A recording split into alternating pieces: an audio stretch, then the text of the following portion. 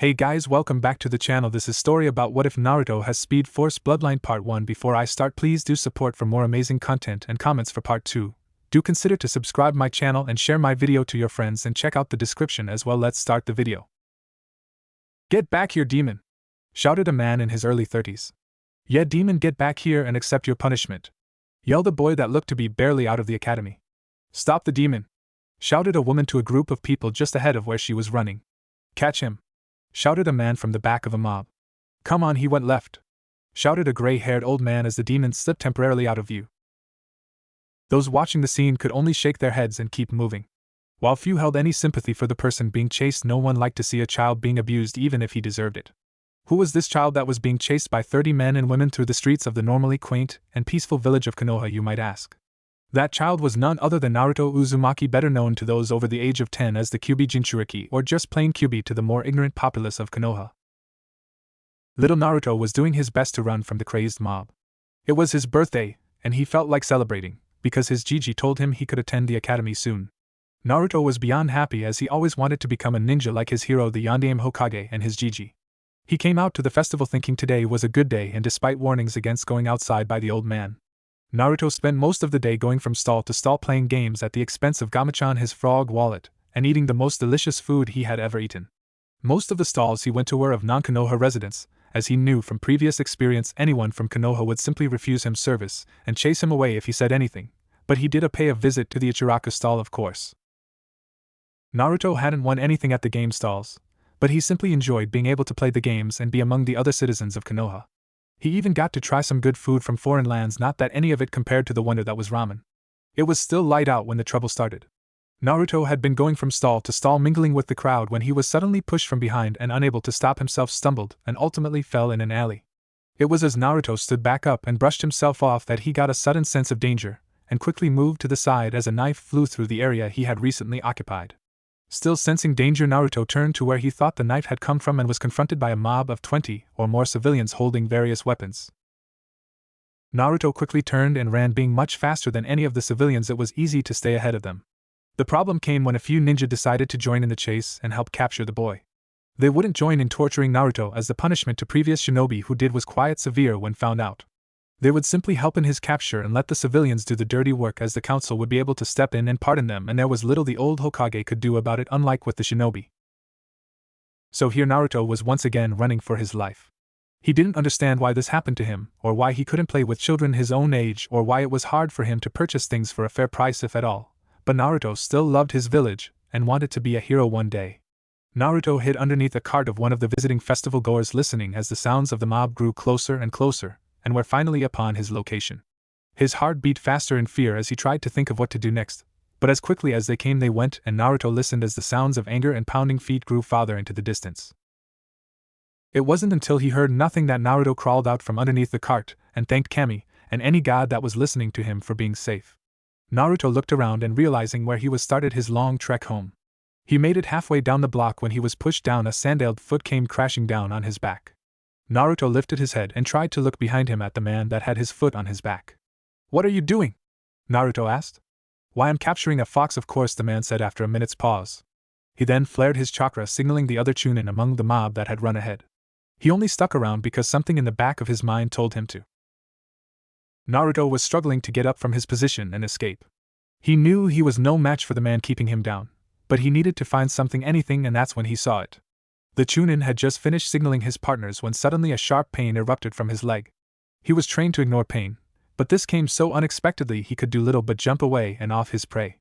It wasn't until he removed the sharp stone that stuck an inch or so into his leg, cutting his thigh muscle in the process, that he looked around for the little brat that did it to him and found no one. He was quickly surrounded by his friends, who left the mob hearing their friend shout from around the corner. The two started searching for the little monster but returned just as the mob formed around their friend to report not finding the boy. Naruto saw the sharp-looking rock and wondered where it came from, but quickly pushed that thought aside. Taking the rock, he twisted around a little before gathering all his strength and stabbing the man he could now see was a ninja in the leg with the rock. As soon as the man's foot was off his back, Naruto quickly got on his feet and ran around the corner towards his home. It was as he was running with thoughts of going faster and faster, scared that one of the Chunin in the mob would catch up to him, that things around him seemed to slow down. He weaved in and out of the citizens and shinobi so fast it was hard for him to keep control, but he soon found himself in front of his building and smacked right into the door and threw it, falling onto the steps. It was a few minutes before he was able to pick himself up and, groaning, limped up to his apartment and passed out after making sure the door was locked and secure. Before he hit the pillow though, Naruto wondered what happened back there when he was running away. He was running so fast, but it seemed controlled, like some ability he had awoken. He promised himself he would figure it out soon and drifted away to dream about better days. It was a week since the chase, and Naruto now stood in front of the academy. This was his first day, but the school had been in session for a month now, so he was already behind. Walking through the doors, Naruto noticed the same looks he got everywhere in Konoha. A few looked mad at him for some reason, but mostly nothing, like he wasn't even there, a ghost. He used to hate that look, like they were so much better than him, and he could never be on their level. So he acted stupid and pranked people, but they still gave him those looks, so he stopped. Finding his classroom, he realized he was early and took a seat in the back. The class filed in one by one and took their seats, rarely bothering to even look his way. Those that did merely went back to what they were doing and ignored him, just like when he saw them around the village. They never let him play any games with them. They beat him up a few times or chased him away, but mostly they gave him those vacant eyes that seemed to look right through him, judging him as insignificant and resuming their play.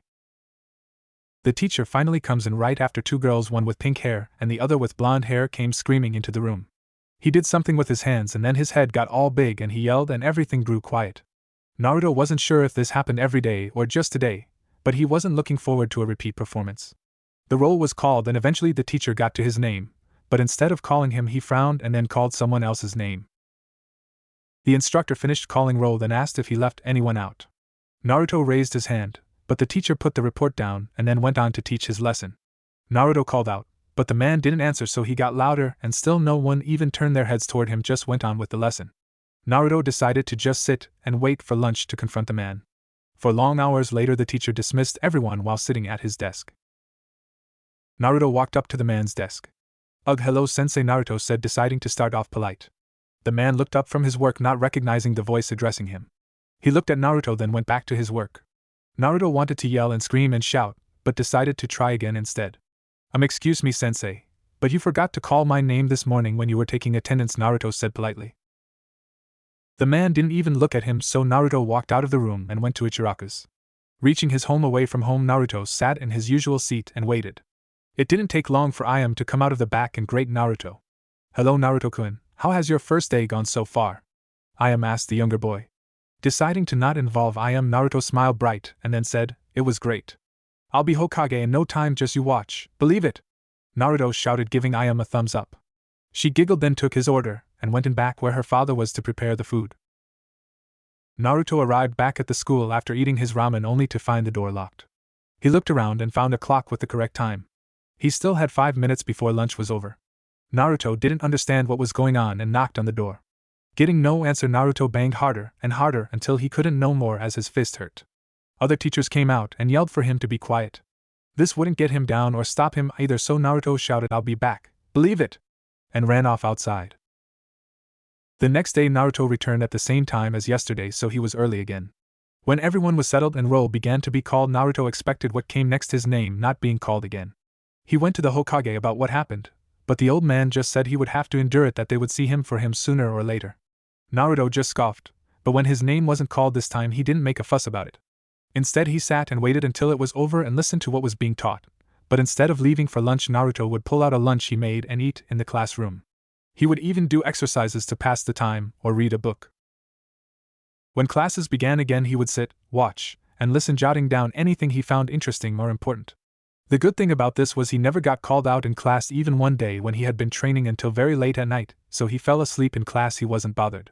Shikamaru was so jealous that the blonde kid he was told to ignore got to sleep, but he didn't. That for the first time in his life he began to hate someone. He even tried to point Naruto out to the teacher as the blonde slept, but the man acted as if Naruto wasn't even there, frustrating Shika to the point he couldn't even sleep anymore. That was the way time passed for the next few years. Naruto would arrive early and sit through lectures, but not actively participate in anything, even the physical portions, which he mainly did on his own after school let out. Naruto wasn't idle though, due to everyone treating him as if he wasn't there. Naruto learned to observe and replicate what he saw better. He also became privy to things he shouldn't, like certain techniques that were done right in front of him, as the caster of said jutsus ignored him, not believing he would be able to pick up what they were doing from merely watching. So Naruto gained a nice repertoire of jutsu, even a few forbidden jutsu from what the old Hokage told him when he caught him practicing one of them in an empty training field. Still, his taijutsu suffered due to never having anyone to practice with.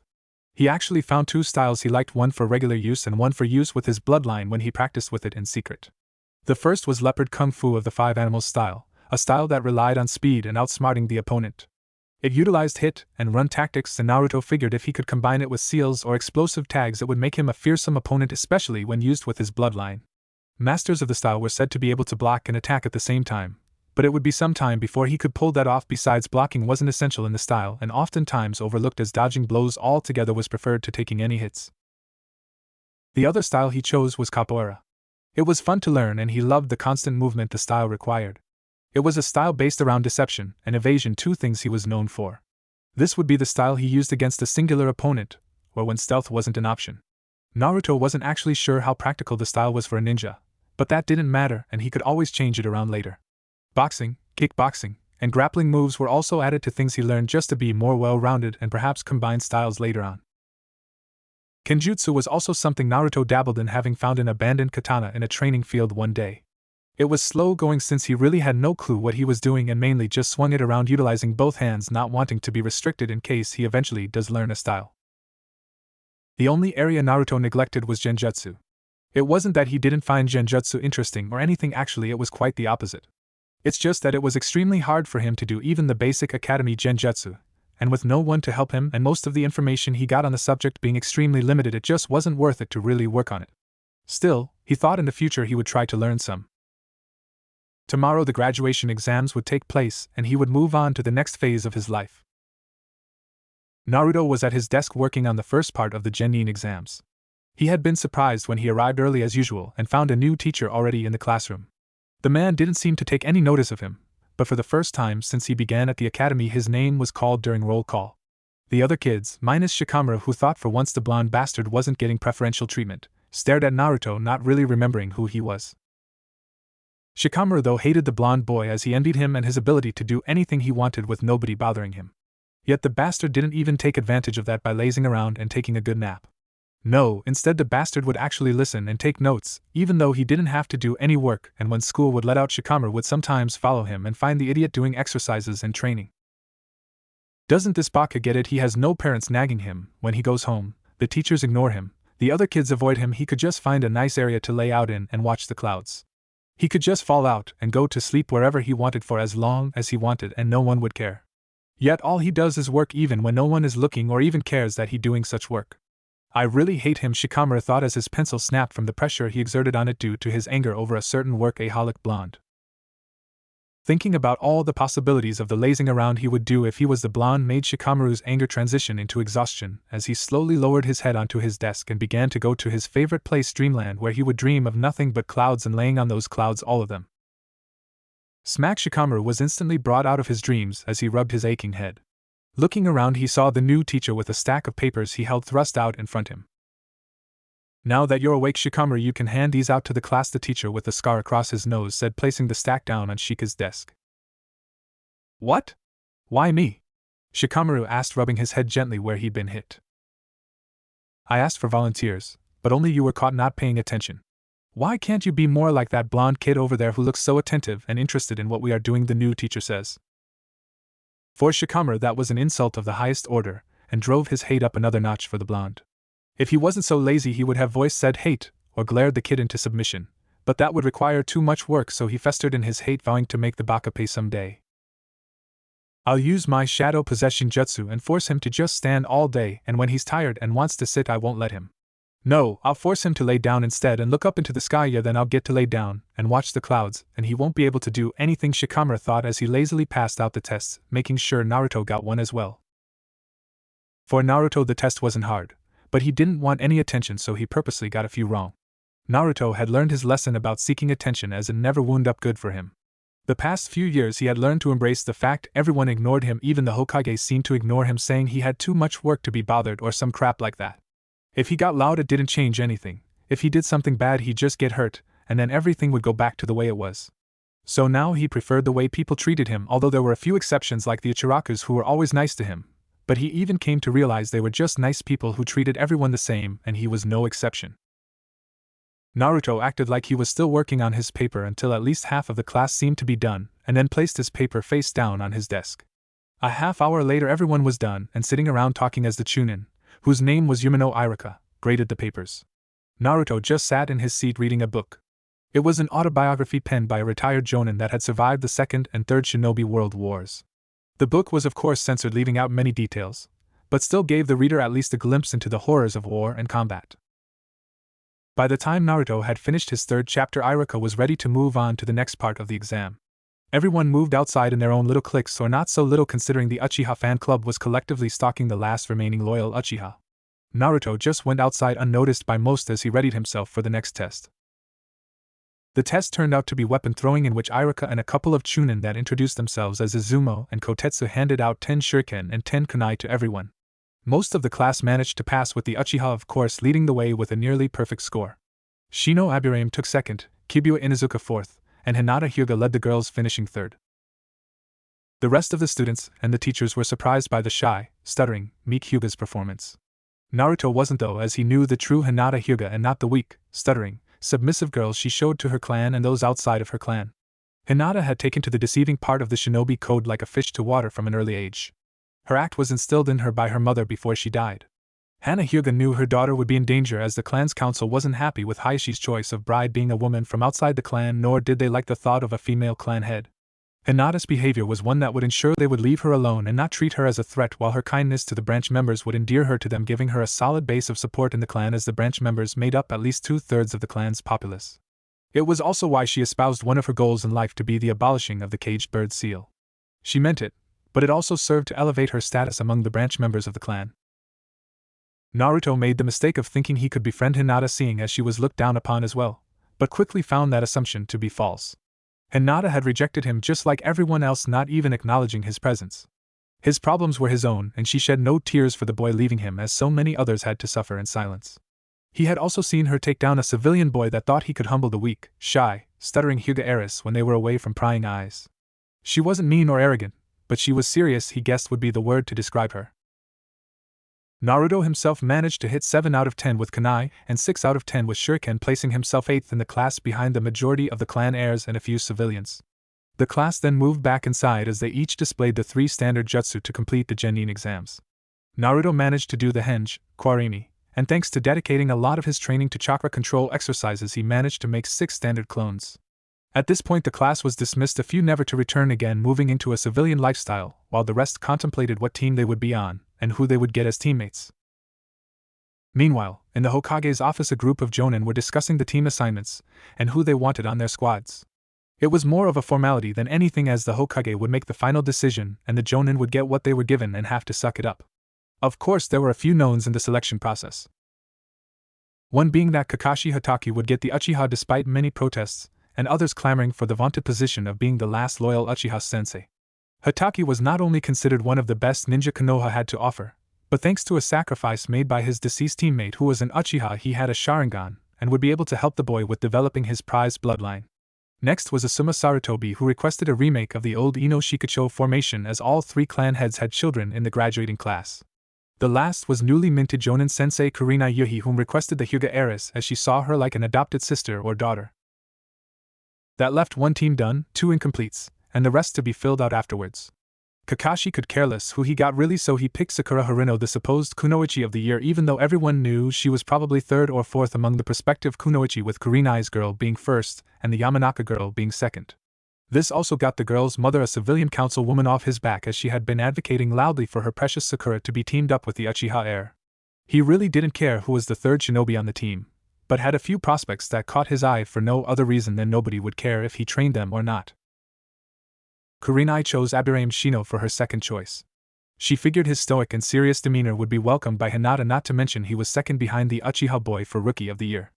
Thinking about her team led her to realize it was becoming something of a tracking or reconnaissance team due to Hinata's Byakugan and the Aburame's clan techniques with their bugs. All she needed now was a 3rd member to round them out, either a tracking type like the Inuzuka boy or a genjutsu type. If she had her preference, Kurinai would go with the genjutsu type, as she always wanted to mentor the next great genjutsu master and have someone following in her footsteps. Hinata was her Imuto, but due to her clan's rather strict guidelines she couldn't teach her any genjutsu beyond the basic henge. The Aburaim were also limited, but that was mostly due to the conditions of their partnership with the bugs that lived inside of them. If only things had worked out better with the Kurama heirs, she'd have the perfect team. Wait, perhaps that's it, she thought. After a bit of arguing, begging, and some compromises on her part, a few she would never mention publicly, Kurenai got her perfect team. Now all she had to do was convince Yakumo to give her a second change and find a new way to fix her problem. The Hokage was willing to help with a part of that, sending for Jiraiya to come and help out, as they thought sealing could lead to the solution, or he might come up with something they hadn't.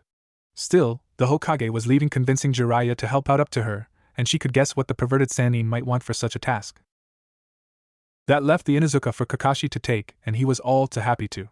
The Inuzuka wouldn't need him really, as he would get plenty of training from his mother, the clan head, or other members of his clan. This meant all he really had to deal with were Sasuke and Sakura, and the pink-haired fangirl didn't seem the type to want to train much, so all he really had to deal with was Sasuke. This would leave him plenty of free time to do whatever he wanted, including reading his favorite book. With Teams 7, 8, and 10 out of the way, this left the other Genin candidates for the remaining Jonin. These would be the teams most likely to fail and sent back to the academy or go into civilian life. If anything truly terrible happened like war, they could be commissioned then as reservists, but for the most part the tediously boring existence of a civilian was what was waiting for them. Sorting through the remaining teams took less than an hour, with the clan heirs out of the way and most not caring about who they got, as they were destined to fail. The Hokage dismissed them, but reminded them to show up at the academy at 8 a.m. to pick up their squads.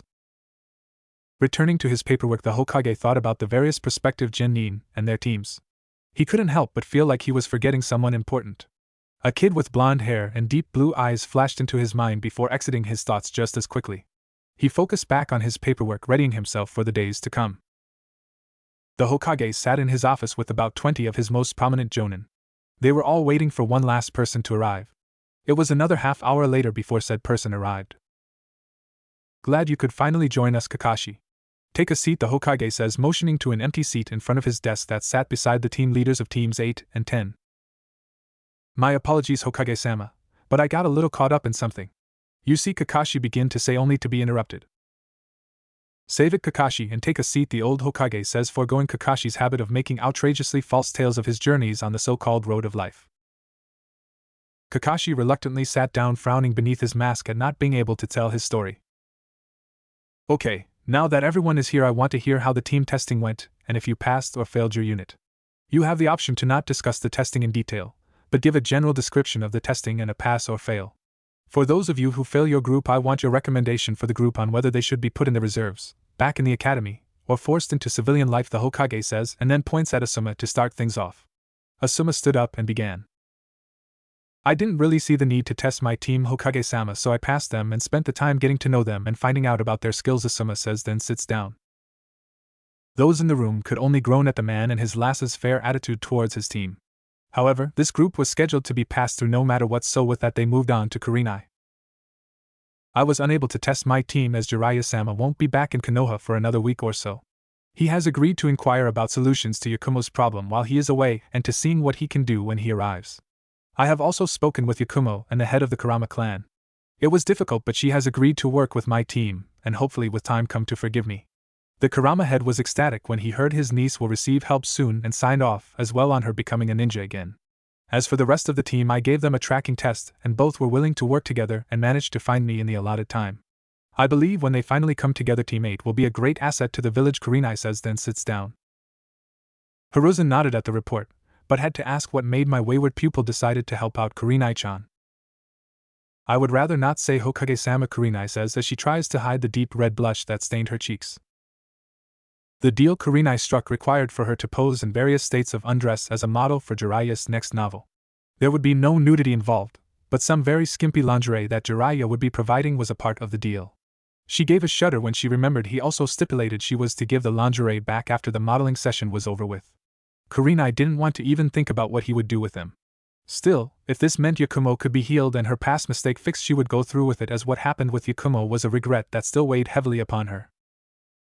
The Hokage nodded, but had to turn as his cheeks gained a pink hue and blood threatened to leak from his nose at the thoughts he was having over what his pupil and author of the famous Ika would ask for. He knew his student wouldn't go overboard with his request. Jiraiya, as bad as he is, wasn't a rapist and wouldn't force Kurenai to do anything she wouldn't feel comfortable doing. Turning to the last Jonin seated before him, Hiruzen nodded for him to give his evaluation. They were in a word terrible, Hokage-sama. The Inuzuka kept trying to pick fights with Uchiha-san. The Haruno girl wouldn't do anything that didn't involve her precious Sasuke-kun unless it was to try and physically bash the Inuzuka boy for insulting Sasuke. Sasuke himself was what I expected him to be, but I fear his teammates might hold him back. They failed my original test, but I gave them a second that they managed to pass, albeit barely, Kakashi says. The Hokage nods at the conclusion of the review. These teams were not what he was expecting, and they should probably all be failed and forced to spend another year in the academy. However, these were clan heirs and he couldn't afford not to pass them through, not to mention there had been a significant drop-off recently in New Genin thanks to the civilian council's meddling. Only one team from the previous year was still active, and the upcoming crop wasn't too promising. Turning to the rest of the assembled Jonin, Hiruzen asked, "Okay, what about the rest of you? I only need a pass or fail response." Team 1 failed. I gave the standard team test. I recommend that they return to the academy, says a brown-haired Jonin with green eyes. Team 2 failed. I also gave the standard team test. I recommend that they become civilians, says a dark-haired brown-eyed Jonin. Team 3 failed. I gave my team a tracking test. I recommend that they also become civilians, says a Jonin with dark blue hair and the whites of the Hyuga. Team 4 passed, says a man with dull black hair tied back in a ponytail and black eyes. At this, everyone turned to the man with an incredulous stare. It wasn't unprecedented, but in times of peace it was unusual for more than 3 teams to pass. There was even an agreement to disarm and keep everyone equal. Of course, there were ways around this, and some villages just outright ignored it, but generally 3 would officially pass and the others would be sent back to the academy, become civilians, or those that showed promise would be put in the reserves to form a team later. So it was a bit of a shock that there was another team thought worthy to pass. Please tell us who your genin are, the manner of testing, and how they managed to pass, Shirakumo-san, the Hokage says. If he didn't like the answer to the last 2 questions, he would fail the team, but they would be put into the reserves. My name is Shirakumo Hayama. My genin team consists of Minakura Tamaru, Fuki, and Uzumaki Naruto. First I observed them for a bit to see how they got along together, which was fine. None of them really seemed to have any problem with their other teammates. Then I tested their skills, which were good enough for graduating genin, but none of them really stood out over the other. Then I gave them a seek and destroy mission where they had to find a water clones I had hiding somewhere in the training ground and defeat it. They managed to accomplish the task just under the time limit, Hayama says.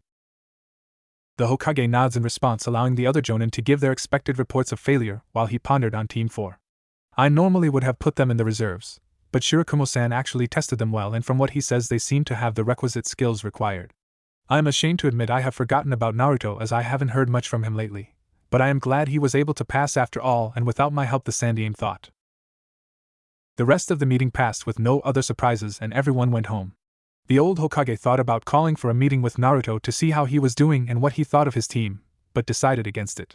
The boy had done well enough, it seems, without his intervention, so perhaps he could continue on under the radar for a while longer. Naruto, you are too rigid, relax your shoulders a bit, Hayama instructed. Clang, clack, clang.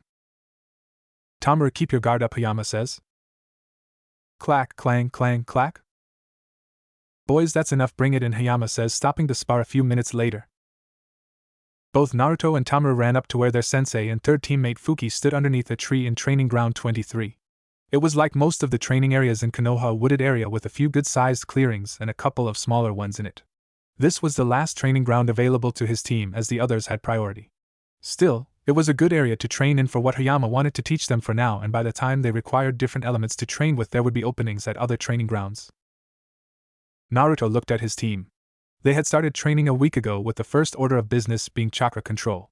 Naruto had pretty much exhausted what he could gain from the leaf floating exercise and had gotten to the point where he had at least 5 leaves on his head, arms, back of his hands, palms, torso, back, thighs, legs, and the top of his feet. He wanted to move on to more difficult exercises, but being an academy student meant he was limited to mostly academy student or civilian means of training. Learning the tree climbing exercise gave him a small boost to his chakra control. Naruto already worked out how he could modify the exercise to see even more benefits. He immediately came to the conclusion combining the leaf floating exercise with tree climbing would pay the most dividends, but all that had to wait until he mastered tree climbing. After a few days, none of them had yet to get all the way up the tree. Fuki was the closest, being she had the smallest chakra reserves. Naruto, thanks to all his hours working with the academy level exercise, had enough control that he was a third of the way up his tree just behind Fuki.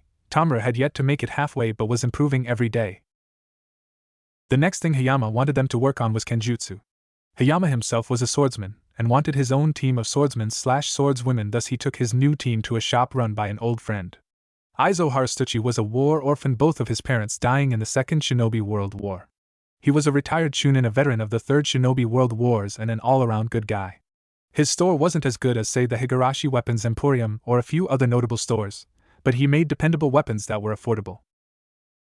He bought each of them a katana, although Tamaru wanted a bigger Zanpakuto despite not being of sufficient height to wield one. Naruto also had to admit he secretly wanted a bigger sword, but kept quiet since Shirakumo-sensei was paying out of his own pocket. This was something rare to Naruto, as normally no one gave him anything, so he treasured the sword his sensei bought, even if it was a rather cheaply made mass-production model. Sensei said he would help them pick out better swords and pay half for it if they were serious about continuing to learn kenjutsu. So far all of them gave the hour reserved for kenjutsu practice their all, even Fuki, whom didn't want to wield a sword initially. Naruto had learned a little about his teammates in their introductions given before their team test. Tamaru was an energetic kid of civilian background. He had an older sister that worked as a waitress, a little brother just starting out at the academy, a baby brother not even a year old, his father was a maintenance worker, his mother a bank teller, and his dream was to be Hokage. It was a grand dream one Naruto once held, and it allowed him to bond a little with his male teammate. Fuki was an orphan and had joined the academy with her friends Ami and Kasumi in hopes to escape civilian life. She was also a member of the Sasuke fan club, as Naruto remembered her and her friends bullying some of their weaker classmates. The girl didn't seem to have much in the way of skills, but she had been working hard to get better so far, so Naruto would withhold judgment of her for now. So far they got along well enough to get through whatever training sensei had planned for them for the day. I called you all over early, because I think you are ready for your first mission, Hayama says. Naruto and Tamaru grinned broadly since they had been eagerly anticipating their first mission. What do you think it will be, sensei? Do you think we'll travel to a distant land and rescue a princess from a bad guy looking to take over her kingdom? Tamaru starts. No way, Tamaru. It would probably be something like fighting off hordes of bandits trying to rob civilians on their way to the capital, Naruto says. No way we're going to be rescuing princesses and fighting bad guys who would destroy the world. We will be heroes, and then the Hokage will have to recognize my brilliance and make me his successor, Tamaru shouts. No way, they probably give missions like that to teams of jonin. It's got to be bandit elimination, or perhaps we have to capture a missing nin, Naruto says in rebuttal. Hayama and Fuki could only groan. Naruto's suggestions were more realistic, even if far-fetched for a newly minted genin squad, but Tamaru was prone to flights of fancy. The two would often bicker about what their first mission would be. He almost chuckled as he imagined their faces when they finally received their mission for the day. Okay, that's enough guys, let's just go and get the mission already. If you two keep squabbling over what mission you think will get, the real missions will be all gone by the time we get there, Hayama says. He gets the desired result as both boys quiet down and follow their sensei and teammate out of the training grounds.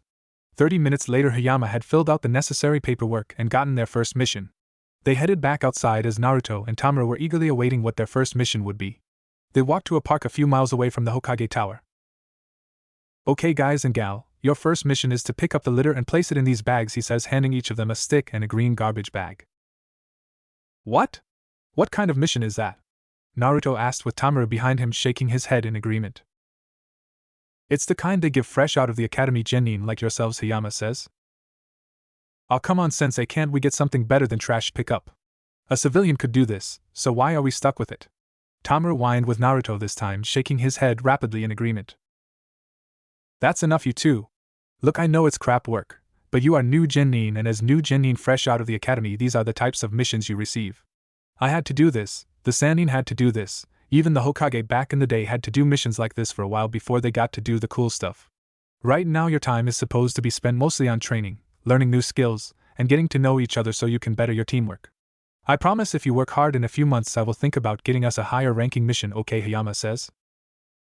Naruto and Tamaru didn't like it, but they nodded in agreement. Fuki had sat back and watched her two teammates, and while she didn't want to pick up trash all afternoon, she also didn't think they were ready for anything like what Tamaru or Naruto were suggesting. She was hoping to put off the more dangerous missions for as long as possible. Okay, then get to work. The longer you stand around complaining, the longer you don't get to do any of those cool missions, Hayama says, knowing it would serve to motivate the boys. Naruto and Tamaru had already turned to start, ready to finish the mission as quickly as they could, when a thought popped into Naruto's head. Turning around to face his sensei, Naruto noticed both his teammates had stopped to see what he was doing. Sensei, what are you going to be doing while we are picking up trash? Naruto asked as he noticed his sensei didn't have a stick or bag in his hand. The other two were also curious now that they noticed the same. Me? Well, I'm going to be sitting right here reading this book while I supervise you three from a safe distance, Hayama says as he sits down on a bench, book in hand. What, that's not fair. Why do we have to do all the work while you get to sit and read a book? Tamura shouted. Well, my little Gakuto, that's life as a shinobi. Life isn't fair, but cheer up, if you ever get your own team one day you can let them do all the work while you sit back and do nothing, Hayama says, and then dismisses them as he begins to read his book. It wasn't that book, but it had a little smut and a decent mystery. He was into the mystery and detective-type novels, and if they had a little adult material it was all the better, but he didn't actively search for it. He did have an Ika and a few other smut types hidden away at home, but he'd never bring those out in public. I mean, what kind of man would he be to read that type of material out in public around his students? A sorry one if you asked him, but he wasn't anyone's moral police, so he wouldn't say anything to those that did. Hey Naruto, I bet I finished my section faster than you do, Tamura shouts. You're on, pal, loser buys lunch, Naruto shouts back. Fuki could only shake her head at her teammates. Tamura was far too excitable and a bit of an idiot at times. The past week they had been together, Tamura was always trying to challenge her or Naruto to cement his position as strongest of the group. While she ignored him for the most part, Naruto would accept his challenges. It could be worse, she thought with a mental sigh before getting to work herself. 2 hours later, Team 4 was done with their first D-rank mission, and all of them were happy about it. It took so long because in their haste both Naruto and Tamura would overlook and miss some trash they would have seen if they were being more thorough, so they had to go back and do it again and again, and a few more times. In the end it was Fuki that won, and both boys had to pay for her lunch, which she made very expensive for the purpose of teaching them a lesson. After they had lunch at a fancy sushi restaurant they went to collect their pay. They each went their separate way after receiving their pay. Hayama went to find his girlfriend, Tamura went home to brag about his first completed mission to his family, and Fuki set off to find Ami and Kasumi. The three of them were a bit of an oddity, as despite Ami and Kasumi not becoming full-fledged genin, they had managed to keep their friendship. Naruto had no reason to hurry home or any real friends to find, so he thought he'd walk around a bit, perhaps head back to the training grounds and do a little more training. He was passing a barbecue restaurant when he saw Team 10. Naruto waved to them and kept going to the nearest training ground. Who was that? Ino asked. Troublesome, his name's Naruto, don't you remember? He was in our class at the academy, Shikamaru says, never taking his eyes off the fading form of Naruto. Ino just shrugged. Don't remember, she says before picking at her salad some more. What's the matter, Shika? Chew, it looks like you don't like the guy, Choji Akimichi says in between bites. It would be too troublesome to explain, Shikamaru says, dismissing his friend's concern as he too went back to slowly eating his food. Naruto was kneeling in an unused training ground, panting hard from his training. That makes 5 minutes the longest I can keep up my jutsu. It should be long enough to finish most fights I'll get in for a while, but it's nowhere near good enough. What have I been doing all these years to only be able to sustain it for 5 minutes at a time? I should be able to do this for hours by now, Naruto thought. His training with his bloodline had been hard. The first issue he had was developing moves for his bloodline, since he didn't know of anyone else with his particular bloodline. So far all he had come up with was a recreation of something he saw on a cartoon one morning. The second issue was in sustaining the original speed-based jutsu, as despite all his training it tore at his muscles if he prolonged it for more than 5 minutes, and that really hurt. I either need to find a new way to come at this or find other skills to train in. Perhaps I can ask Sensei about finding out what my elemental alignment might be when we meet tomorrow, Naruto thought. Looking towards the sky, Naruto saw it was getting late, so he decided to go home and get some rest. The next day Naruto was up before dawn as he prepared for the day ahead. After eating, bathing, and dressing he did his usual 10 laps around the village. That took him all of an hour, which made him happy as his normal speed was really improving. Then he used his Jintan, Musho, Swift Release, Shadowless Flight. He did another 20 in 2.5 minutes. To anyone watching it would look like he had only taken a couple of steps forward before falling to his knees a few minutes later, panting for no reason. Then after a 10-minute break he began exercises designed to build up his strength. Thanks to his Kekkei Genkai he would never be a powerhouse like Might Guy, but that didn't mean he wanted to be a total weakling either. Thanks to all the push-ups, sit-ups, squats, use of regular civilian weights, and swimming, not to forget all the running he did, Naruto had a body he was sure most civilians would die for. He was both lean and slightly muscular, with the extra definition showing in his abs, pecs, arms, and legs. After swimming a few last laps around a pond in Training Ground 3, Naruto watched as the sun began to rise from between two mountains, bathing the area in an orange glow that reminded Naruto of just why orange was his favorite color, even if he no longer wore his childhood favorite orange jumpsuit. Naruto still wore orange, it just wasn't visible anymore as he hid it underneath the blues, greens, blacks, and tans of his everyday clothes or shinobi attire. Looking at the rising sun, Naruto relaxed as he floated on his back for a bit before his day would truly start.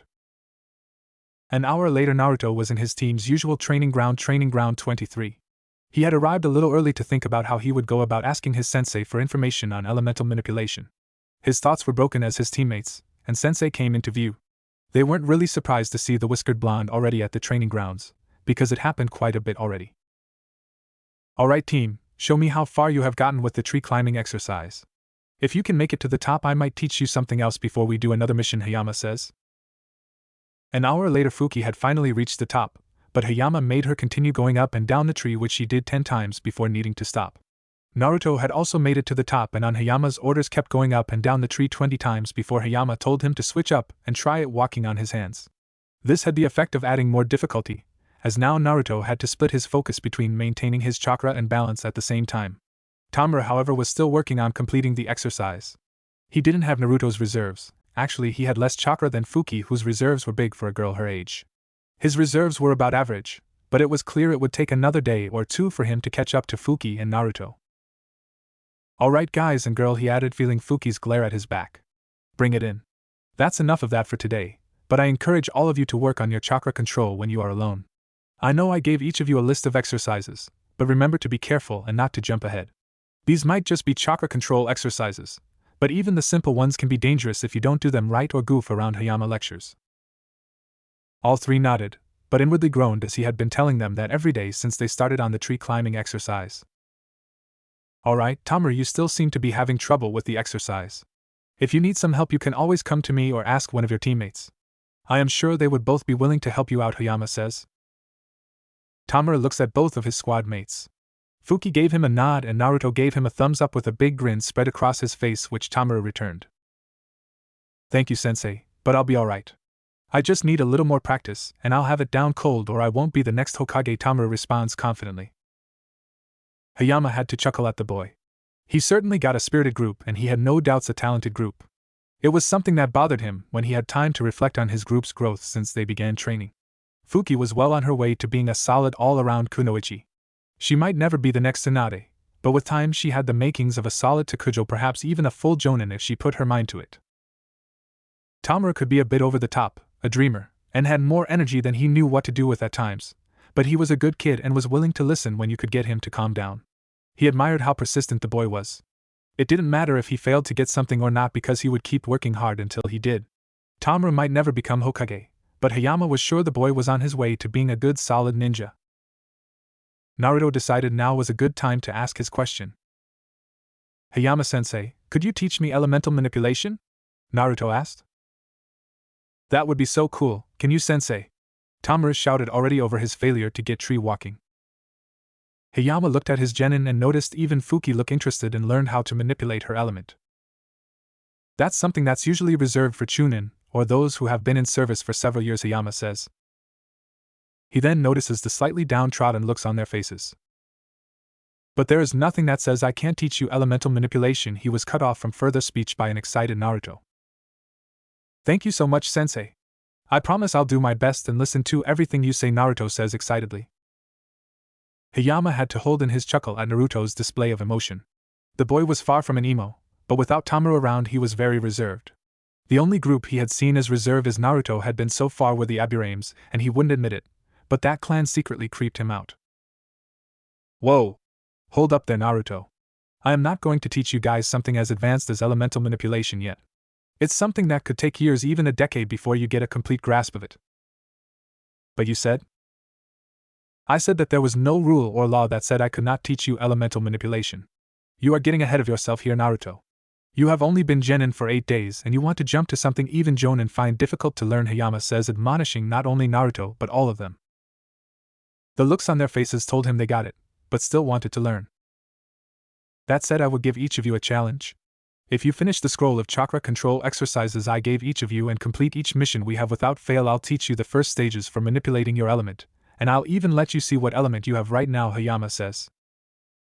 The kids all jumped to attention, eager to find out. Naruto was disappointed at not being able to learn it all right now, but he was happy his sensei said he would if they showed him they could handle it, and he was going to learn what his element was, so maybe he can snag a few low-level jutsu to work on in his own time anyway.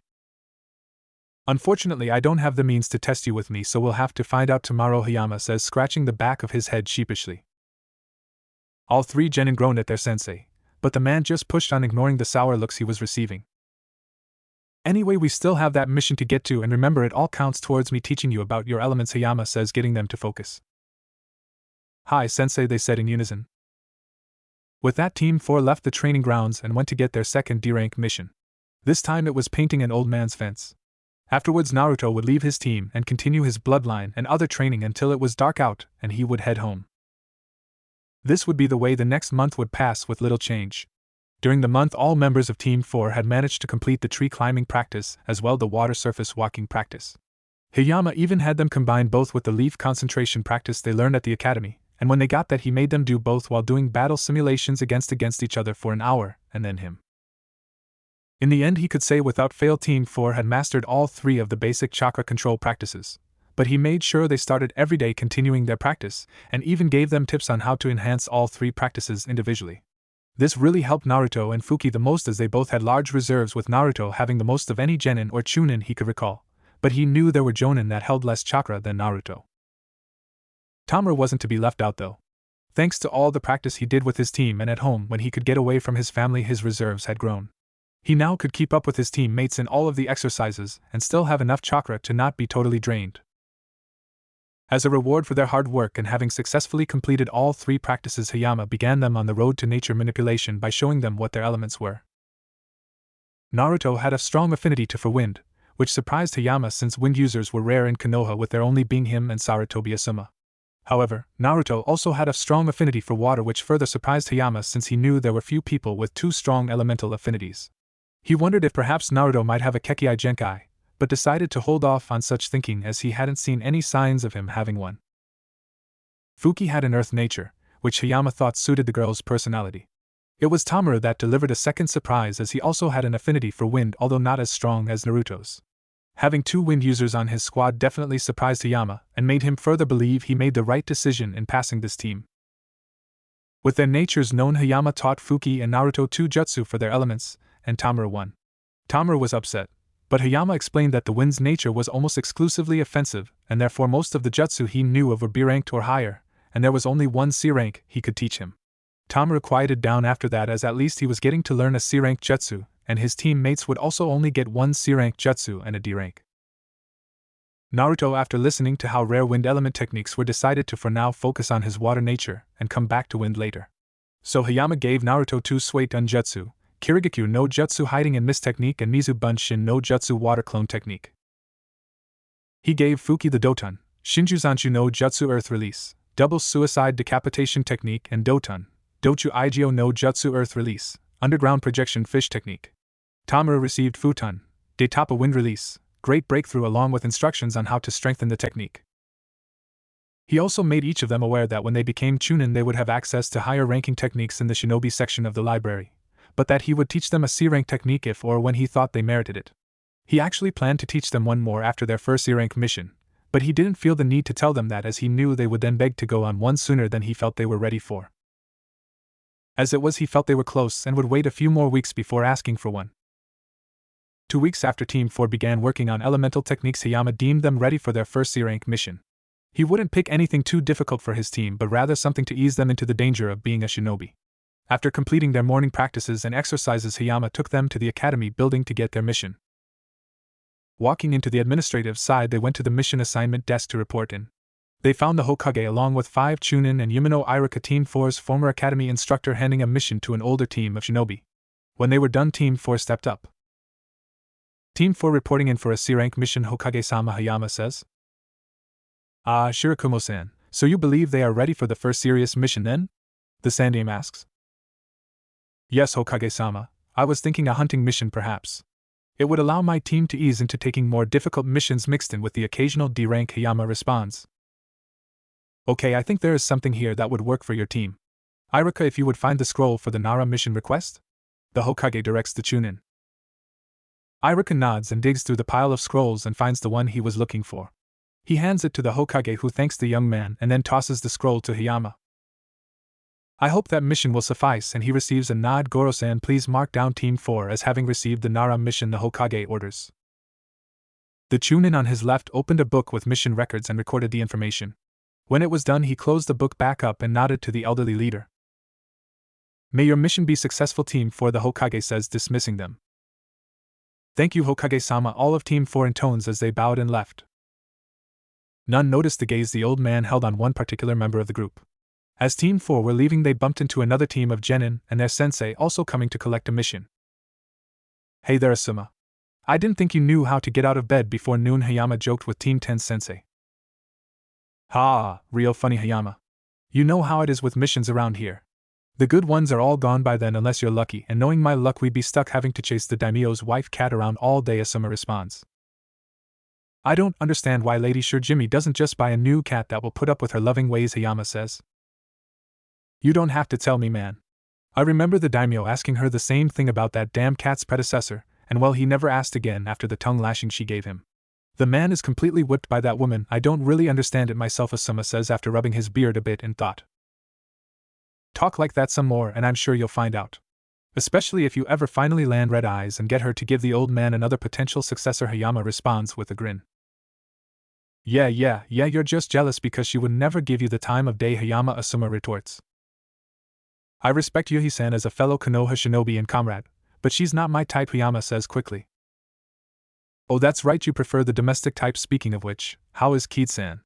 Asuma asked with a smirk as Hayama sputtered out a response. While the two jonin were talking, the genin decided to catch up a little as well. Hey Choji, Shika, and Ino. What are you guys doing here? Tamaru asked excitedly. Getting a mission, Shikamaru responded, although his eyes never left Naruto. What mission did you guys get? Ino asked, fishing for information. Sensei's allowing us to take our first C-rank mission because we're so awesome, Tamaru boasts. What, no way? Even Sasuke-kun hasn't gone on a C-rank yet, Ino shouted.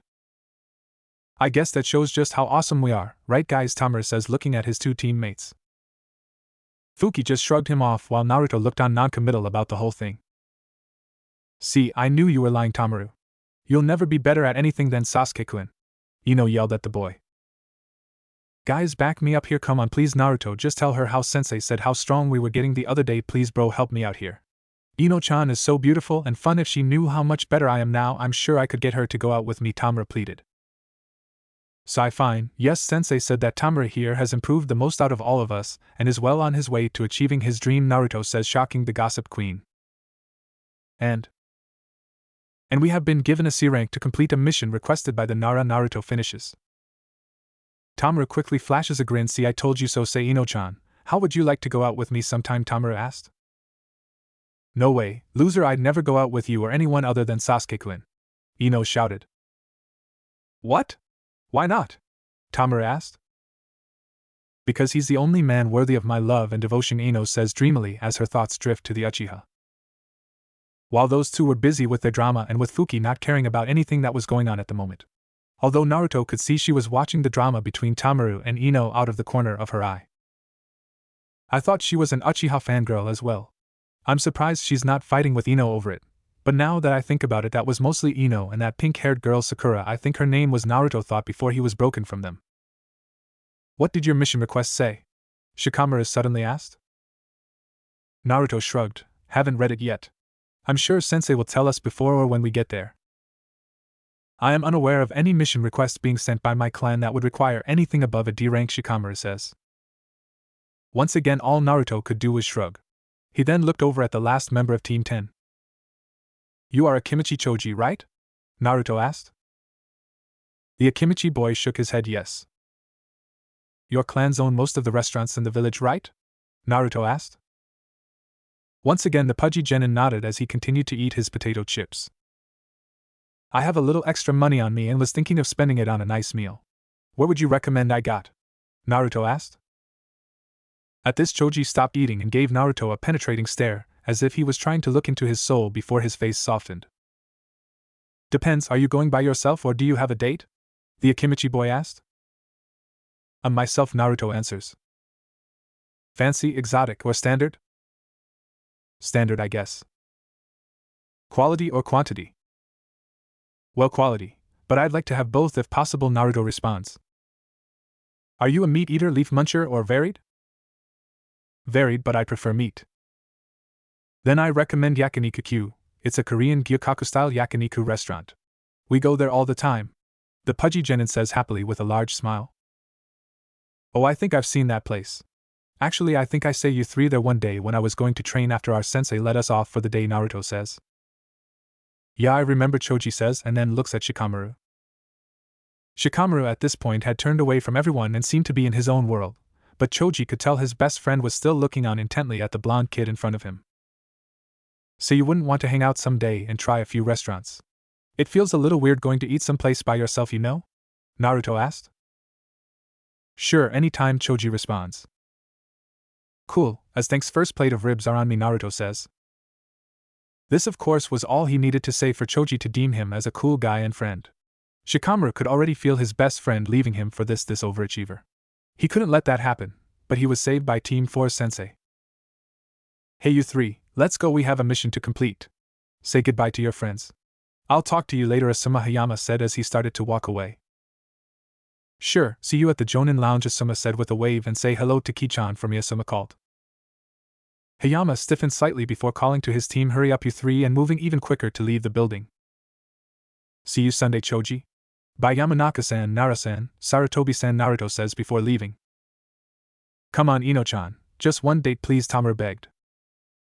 No. Stop begging, it's pathetic, she said before stomping off, not acknowledging the rest of Team 4. Come on, Tamaru, Blonde said no, and we have a mission, Fuki tries. BB but. No buts, let's go, and with that Fuki dragged the boy out to join the rest of her team. Bye Naruto, see you Saturday, Choji says excitedly with a wave. Heh, weird team, Asuma comments before moving to get his team's mission. Tamaru is such a pest. I don't know how Fuki puts up with him, Ino says loudly before following Asuma. I don't know, at least Naruto's cool and Fuki didn't seem as bad as she used to be, Choji says before following his sensei and blonde teammate. Shikamaru just stood at the doorway watching Team 4 walk away. He hadn't said anything as it would have just been too troublesome, but he wasn't happy. Damn that Naruto. First he's all attentive and energetic, and now he's trying to get to Choji. He probably wants to make him train and work out and do stuff. Not on my watch, Uzumaki, not on my watch. I won't let you corrupt my best friend and turn him into one of you. Even if I have to get up on Sunday to do it between naps, the Nara thought. Naruto and Team 4 made it to the Nara compound. It took them a minute to find someone willing to help them.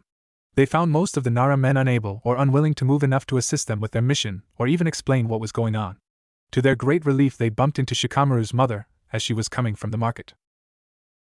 After Team 4 helped her put her things away, she led them to the Nara forests where their mission would take place. Normally my husband or one of the clansmen tasked with caring for the deer here would explain the mission to you, but as you saw they're just too lazy to actually go and request a mission, the lazy bastards, she says angrily. Team 4 tries not to laugh at the poor woman's misfortune, but only managed to keep it to a snicker. Sounds like the chief, alright, Hayama remarks. Sighs, yes it does.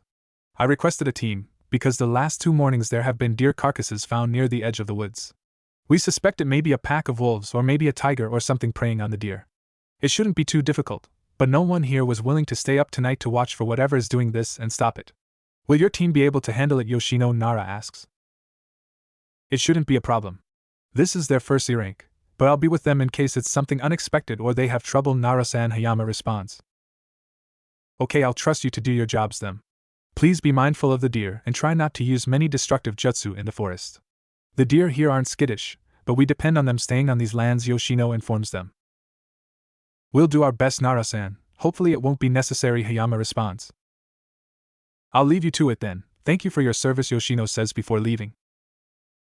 Alright, we are going to set up camp in the middle of the forest so that way if anything happens we won't be too far away, Hayama orders them. Team 4 moved deeper into the forest, finding what Hayama deemed as the middle sometime afternoon, where the team then set up camp. Thankfully, not knowing if the mission would be inside or outside of Konoha, the team had packed for either situation, and each had their own tent with enough supplies to last a week. Once the team had unpacked and set up their tents, Hayama unsealed some pre-cooked meat, and they all ate sandwiches. After they had all finished eating, Hayama addressed his genin. Alright, this is a hunting mission, a standard C-rank mission given to Chunin or experienced genin, but I figured you guys could handle it. This will serve to introduce you to the real world of the shinobi. The part hidden from most civilians, the dark and bloody, sometimes brutal world we ninja operate in. I don't know if any of you have an experience with hunting, but our mission is to eliminate whatever is killing the Nara deer at night. Can you handle it? Hayama asked them. Naruto immediately nodded, as he was used to hunting for food at times. Fuki took a bit of time, but she also nodded. She had never hunted before, but she was sure she could do it. Tamaru also quickly nodded. Like Fuki, he had never hunted, but he was also sure he could do it. After all, it's not like we'll be killing a human, they all thought. It was sad, but hunting animals for food and sometimes sport was natural. This wouldn't be for sport or food, but to protect another group of animals valuable to their community. They could do this. Hayama nodded, expecting them to want to continue if no other reason than complete their first slightly high-profile mission. Okay then, whatever is doing this is doing it at night, so for now rest up and be prepared to stay up very late tonight. If you need to catch a nap in your tent for a few hours, any questions or comments? He asked them. Sensei, what if we have to use the bathroom? Tamaru asked. Then go into the woods far away from the campsite, dig a trench and go if you have to squat, and remember to bury it before you leave. If it's dark, then take a flashlight with you and be mindful of the deer. Hi, Sensei, but what do we use for toilet paper? Tamaru responded. Then use leaves or a flat rock. I know this has the potential to be your first overnight mission, but you guys really should have learned all of this in survival training, Hayama says. Sorry, Sensei. It's okay, Tamaru. I would prefer you ask these things instead of not asking and jeopardizing a mission or getting yourself hurt, Hayama responds. Tamaru nodded, but he could tell the other two had been listening as well. Anything else? He asked. He received 3 head shakes. Okay then, be ready at sundown, and until then relax a bit, Hayama says before walking into his tent to rest a bit. The 3 genin followed their leader's example and also headed for their own individual tents. It just so happened Naruto was the first to crack and need to use the was as he was finishing up covering the small trench with dirt and used leaves that he got the feeling he was being watched. He stood and turned his body a full 360 degrees to try and find any movement in the brush. Unfortunately, there were too many trees and shrubbery, not to mention it was dusk now, so the available light was dimming. Naruto reached down into his kunai pouch secured to the waist of his pants as he stood turning slowly. He turned sharply to his left to find nothing but the rustle of a few leaves. He relaxed as the tension was slowly overwhelming him. But the feeling of being watched wasn't leaving him, and deciding he had enough, Naruto slowly made his way back towards the campsite. When he did, he met the eye of a deer that was standing in front of him. Oh, hey Mr. Deer. Was it you that was watching me? Naruto asked, feeling silly for getting so spooked. Of course the deer didn't respond, making him feel even dumber. He went to put away the kunai when he saw a bit of panic in the deer's eyes and turned to find an impossibly large tiger bearing down on him. It gave off a loud, deafening roar, causing the deer to run and birds to rise into the sky, causing more noise as they squawked and screeched into the darkening sky. Acting on reflex, Naruto used his Jinton release to move from his spot as the tiger barreled through the area he was just occupying. His movement was so instantaneous the tiger didn't have time to react before Naruto flung his kunai at the oversized beast, hitting it dead in the neck. The tiger could do little more than collapse as it suffocated on its own blood. Naruto stood watching, a little detached as he watched the beast die. It wasn't until his team showed up that he snapped out of it. Naruto, are you alright? Hayama asked. Why, yeah, I'm alright, Sensei, Naruto slowly responded. What happened here? Hayama asked. I don't know. I was just finishing up after defecating when I felt something watching me. I thought it was a deer that had somehow gotten behind me when I sensed it panic and turned to find this tiger attacking me from my blind side. I managed to move out of the way and out of reflex threw a kunai I was holding at it when it collapsed, Naruto answered. Hayama turned to look at the tiger again. I'm glad you're alright, Naruto. It seems like somehow this thing escaped from training ground 44 where the giant tigers are kept locked in, Hayama informs them. Damn, I bet it was Anko. She probably forgot to lock the gate behind her after her latest visit to that place. She can be so clueless sometimes. How many times does the Hokage have to warn her about the standard safety protocols in place about that area? I don't understand why he allows her such leeway with that place anyway. Hayama goes on to rant in his mind. Giant tigers. Tamaru shouted. Why would Konoha have a place that has giant tigers? He asked shakily. He received no answer. Fuki stood beside Naruto watching him, and then glancing at the tiger wondering how he managed to kill it so quickly. They had run here as soon as they heard the roar thinking the beast had come back before dark to kill more deer. Imagine their surprise when they see their teammates standing next to a giant tiger corpse laying in a large pool of apparently its own blood. Hayama checked to make sure it was dead, then sealed it in a scroll. It wasn't common knowledge, but some people thought certain tiger body parts held medicinal or other value. He was sure the Nara would be interested in its corpse. Alright team, it seems like our mission might have been completed, but just in case there are more of them, we'll continue with the stakeout as planned. Meanwhile, at the Nara residence, Naruto Shikamaru had just come home after spending the afternoon hanging with Choji trying to get him to forget meeting up with the blonde Uzumaki. He had no luck as the Akamachi seemed excited about spending Sunday with his nemesis. He had even decided to come home a little early after his last failure at getting Choji to change his mind, something that rarely happened. Hey mom, I'm home, Shikamaru called out quietly, hoping she wouldn't hear him. Welcome home, Shika. I'm in the kitchen, come sit down and talk to me, Nara Yoshino called to her son. Troublesome, Shikamaru says. What was that? Yoshino called. Coming mom, Shikamaru quickly responded. Shikamaru sat and pretended to listen as his mom prattled on about this, that, and nothing he cared about. Shika Shikamaru, Nara Shikamaru. Are you listening to me? Yoshino shouted. Yeah mom, I'm listening, Shika responded. Then what did I just say? She asked angrily. Shika found it best not to even try lying. I thought so. Sai, why can't you be like that nice Uzumaki boy, she scolds. This instantly caught his attention as he focused in on his mother, which creeped her out a bit at the unusual intensity at which he was looking at her. Did you say Uzumaki as in Uzumaki Naruto? He asked. Yes, he was here to do the mission I requested a team for, and no one here would get off there but long enough to help them. I had some groceries with me and Naruto-kun asked if I needed any help. I tried to tell him I was okay, but he insisted he should help me. He was such a kind young man and even asked me questions about my day and what I do. We talked a bit as he and his team helped me put everything away, and when I led them to the forest to tell them about the mission. Shikamaru for a brief second flashed red as he squeezed his fists, feeling like he wanted to punch something or someone. You should get to know him. That young man has a good head on his shoulders and he was so polite. Honestly, you could really stand to be a little more like him, Shika. At this point, Shikamaru turned and walked away, ignoring his mother calling for him to come back. Damn you, Uzumaki, even in my own home I can't escape you now. That's it, this requires action, Shikamaru thought as he grinned darkly. In the morning, Team 4 went to the Nara clan head's house to report in. Team 4 had stayed up all night watching over the deer and occasionally checking the forest for more tigers, but when the sun came up there was nothing extra to report. When they consulted the Nara about what happened, they were surprised to find they had suspected all along it was Tiger that somehow escaped training ground 44. The mission was stamped complete, and they went back to the assignment desk and turned in their report, and received their pay. Hayama in the report gave Naruto extra credit for actually killing the beast along with the bonus they received from the Naruto whom were indeed interested in harvesting the carcass of the tiger. With that done, Team 4 went their separate ways with Hayama giving them the day off.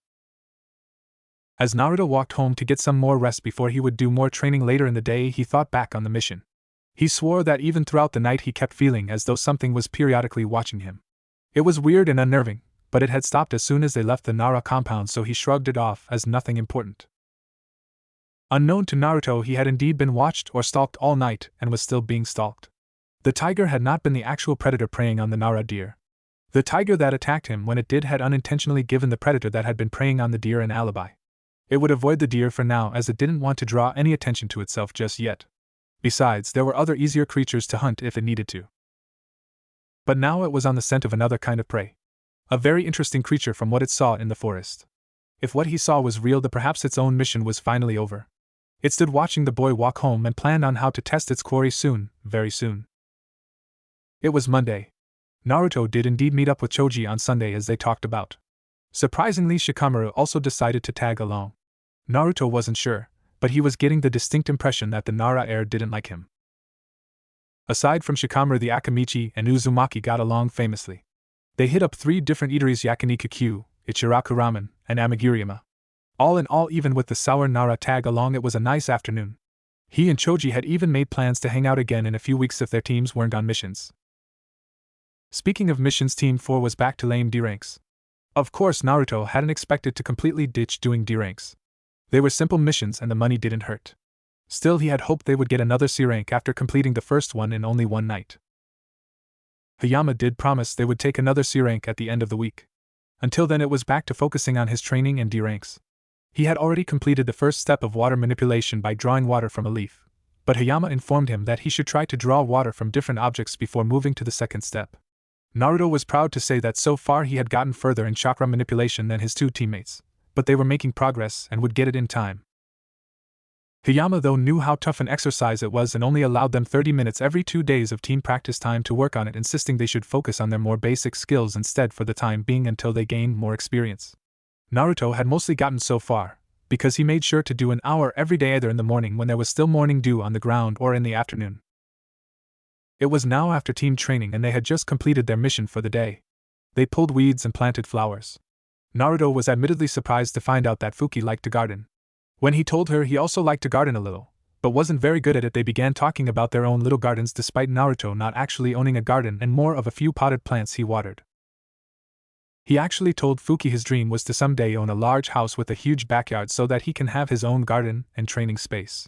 They didn't get too far, because Tamura butted in, telling them about how he also wanted a big house to call his own, because he was tired of sharing his space with all his brothers and sisters. Hayama just smiled watching his team getting along and working together. He was admittedly worried when he picked his team about their dynamics. He knew Fuki used to be a bully and Tamura was a bit of goof, not to mention loud. He didn't know what to make of Naruto initially and didn't think this team would pass his test, but he was glad they did. Hayama couldn't imagine a better team, and he was looking forward to the monthly meeting with the other Jonin where he would rub in how well his team was doing. Hours later, Naruto was alone and heading back to his team's training ground to do some afternoon training. He wanted to work some more on his elemental manipulation and kenjutsu along with his afternoon exercises. So the first thing he decided to do was his laps. Unknown to Naruto, watching him from a suitable distance was the creature that had killed the Nara deer. It had stalked him since that night, gathering information and finding out his capabilities. Now it was ready to make its move. After completing 10 laps, Naruto positioned his hands in the familiar boar hand seal and took off, mentally intoning Jintan, Musho, swift release, shadowless flight. That is when the creature also took off at speeds that made it look like a streak of lightning, which for those crossing its path shocked them greatly. It brought up memories of the Yondaime to most, witnessing the impromptu race, which they didn't know was a race. For they couldn't see Naruto at all, almost like he was invisible when he used the technique. The creature, despite moving at speeds close to the speed of light, wasn't, and was giving quite the show, especially to passing shinobi, including a certain green spandex wearing taijutsu duo that tried to enter the race. They were quickly lost and then lapped almost instantly, making them remove their weights and release a few gates in an attempt to keep up with whatever was moving so fast. Lee was quickly dropped in the race, finding it impossible to keep up at the speed his sensei was moving at to get close to whatever it was. He tried to call out to Guy, but even his voice failed him as he lay face down on the ground. Guy himself wasn't faring much better than Lee. He prided himself on his speed, stamina, and endurance, but at the rate whatever in front of him was traveling, he couldn't keep up. It can't be human, the tiring Jonin thought. He had already been lapped by the creature several times, and he had released his weights a minute ago. He just couldn't keep going like this. Even his chakra was starting to fail him. He finally collapsed after being passed several more times. "I have failed you, my precious Lee Kun. Youth wasn't enough," the man shouted. Strangely, he had crumpled right beside his student, who was also lamenting his failure loudly. It took several more minutes for Naruto to come to a stop, but just as he did, he was tackled from behind, sending him flying forwardly awkwardly as he tried to gather himself. Before he could, though, he was slammed into again and knocked across the ground in a different direction. This happened several more times as he felt clawed scratches and bite marks pierce his skin. And they were getting close to vital areas like his neck and groin. Changing tactics, used his hands to spring up from the ground. This forced the creature to leap at him, which also slowed it down. Quickly forming the tiger hand seal, Naruto created a Mizu Bunshin to take the attack for him, and then quickly flashed the boar hand seal to appear on the other side of the clearing. When the beast killed the water clone, it landed on the now wet ground facing Naruto. Now that they were both standing still, Naruto was able to get a good look at the animal. He'd never seen anything like it, though. It was a little taller at the shoulder than even the biggest of the Inuzuka dogs he had seen, but it was really thin, with a golden spotted coat, short muzzle, elongated back, short but deadly-looking canine teeth, deep chest, narrow waist, and a long heavy-looking tail. Naruto had seen when it attacked that the tail was used like some sort of rudder at times when it needed to turn sharply. In short, it was a beautiful, tall, thin cat. "What are you?" Naruto asked out loud. He did not know why he said that out loud. He certainly didn't expect it to answer him. "I am what humans used to call a cheetah," the cat answered. "A cheetah? Are you a summon animal?" Naruto asked. "Yes, but how did you know?" it replied. "Well, this village is sort of famous for bloodlines and its many summon contracts. I've never heard of a cheetah summoning contract though," Naruto says. "I would be surprised if you had, then again I'm surprised you are not jumping around like an idiot because I can talk," the cheetah responds. "Why are you attacking me?" Naruto asked, shrugging off the comment. "I'm not attacking you. I am testing you to see if you are worthy enough to become the first summoner of my clan," the cat says. That was interesting. He would be the first to have this new contract, and no one knew about it. It was perfect, too perfect. "Why are you testing me? I'm sure there are other much stronger ninja out there that would suit your clan," Naruto asks. "Perhaps, but you are the first I have come across that fits the main requirement the chief told me to find in a summoner," it replies. "That is," Naruto asks. "To be faster than the speed of light. You are the first I have found that can outrun me at top speed," the cat answers. "Well, did I pass?" Naruto asks. "You did," the cheetah answers. "Now what?" Naruto asks. In response, the creature relaxed its stance and started hacking like it was trying to cough up a fur ball or something. It was kind of disgusting. When it finally coughed up a large scroll, Naruto really didn't want to go near it, but reluctantly walked over as the summons used its paw to unravel the large roll of parchment. "Prick your finger to gather some blood and then use it to write your name on the first line," it directed. Naruto did as told, using a kunai to puncture 3 fingers on his right hand. "Now prick your hand and gather blood so you can form a handprint, and then place it next to your signature," the cheetah says. Naruto does as the summons says. When he's done, he looks at the scroll and taken in that he is indeed the first one to have the contract. "Is that it?" Naruto asked. "That's it. I'm glad I found you, Uzumaki-san. It took a long time before I found you and I am ready to go back home," the cat remarks. "Wait, how do I summon you guys?" Naruto asks. "To summon us, prick the hand you used to sign the contract again to create an offer of blood, then do the hand seals boar dog bird monkey ram to mold your chakra correctly, and finally place the hand you used to sign the contract on the area you wish to summon us. The amount of chakra you use will determine the power of the summon," the cheetah informs him. "How do I summon you?" Naruto asked. "I can't tell you that, Uzumaki-san, as you are our first summoner. We will be learning as much as you do about the process. I suggest start off using a low amount of chakra and then gradually build up until you summon me. I warn you though that some of my kind can be skittish and might run away or attack before you can talk to them," it tells him. "Thank you for explaining that to me and the warning," Naruto replies. "It's fine. Do you need anything else?" the cheetah summons asks. "No, but can you tell me your name before you leave?" Naruto asks. The cheetah looks at Naruto questioningly for a few seconds and answers. "My name is Saburo. I look forward to working with you in the future, Uzumaki-san," the summons says before disappearing. Naruto stood in the clearing for a few moments digesting what just happened to him when he broke out in broad smile. "I have a summoning contract. I have a summoning contract," Naruto says to himself. This was big stuff. As far as he knew, only Jonin or experienced Chunin were able to summon. He had never heard of a genin summoner, although it was possible there were others. He felt like trying it out right away, but remembered he still had his elemental exercise to work on first, not to mention his chakra control exercises, weapon training, taijutsu training, and he wanted to practice the ninjutsu he knew as well before heading home to rest. Looking at his shirt and pants, he could also see he would need to replace or repair those as well. They were riddled with claw marks and teeth holes from where he was scratched and bit. He was just glad Saburo didn't have larger teeth. Deciding to work on his summoning technique later, he got back to work, starting with his taijutsu training. If only he knew a jutsu that could create multiply copies of himself to cut down on the workload. 3 days later. Team 4 stood at their designated training ground ready for instruction. Hayama decided today would be a heavy training day, so no missions. So far they had reviewed the 3 basic chakra control exercises, including battle simulations on trees and water, for an hour. Then they worked more on their elemental manipulation. And after that they all practiced Kenjutsu, something that had been neglected of late during team training, but it showed that the kids had worked on it in their own time after practice, as Hayama could see definite improvement. Lastly, he had them review their taijutsu and genjutsu before giving them a break. This time it was Tamaru's choice, and he had a massive sweet tooth, so they went to the dango shop. When they entered, the genin noted Hayama was acting suspiciously, like he didn't want to go in the shop, but upon entering he relaxed. Naruto had the nikudango, which was a type of meatball, and a bowl of anmitsu for dessert. Tamura ordered the Goma-style dango with a side order of chichi dango. Fuki had the Hanami-style dango and a bowl of anmitsu, while Hayama had the shidango, or green tea-flavored dango, and a bowl of anmitsu. Now that they were rested and full, Hayama decided to teach them something new. What I am going to show you now is a technique called chakra flow. The chakra flow technique refers to both the flowing of chakra through an object as well as any technique that increases the potency of a weapon by flowing chakra through it. There are some techniques that use chakra flow to enhance the body as well, but that is very advanced stuff that you shouldn't try until you master your element.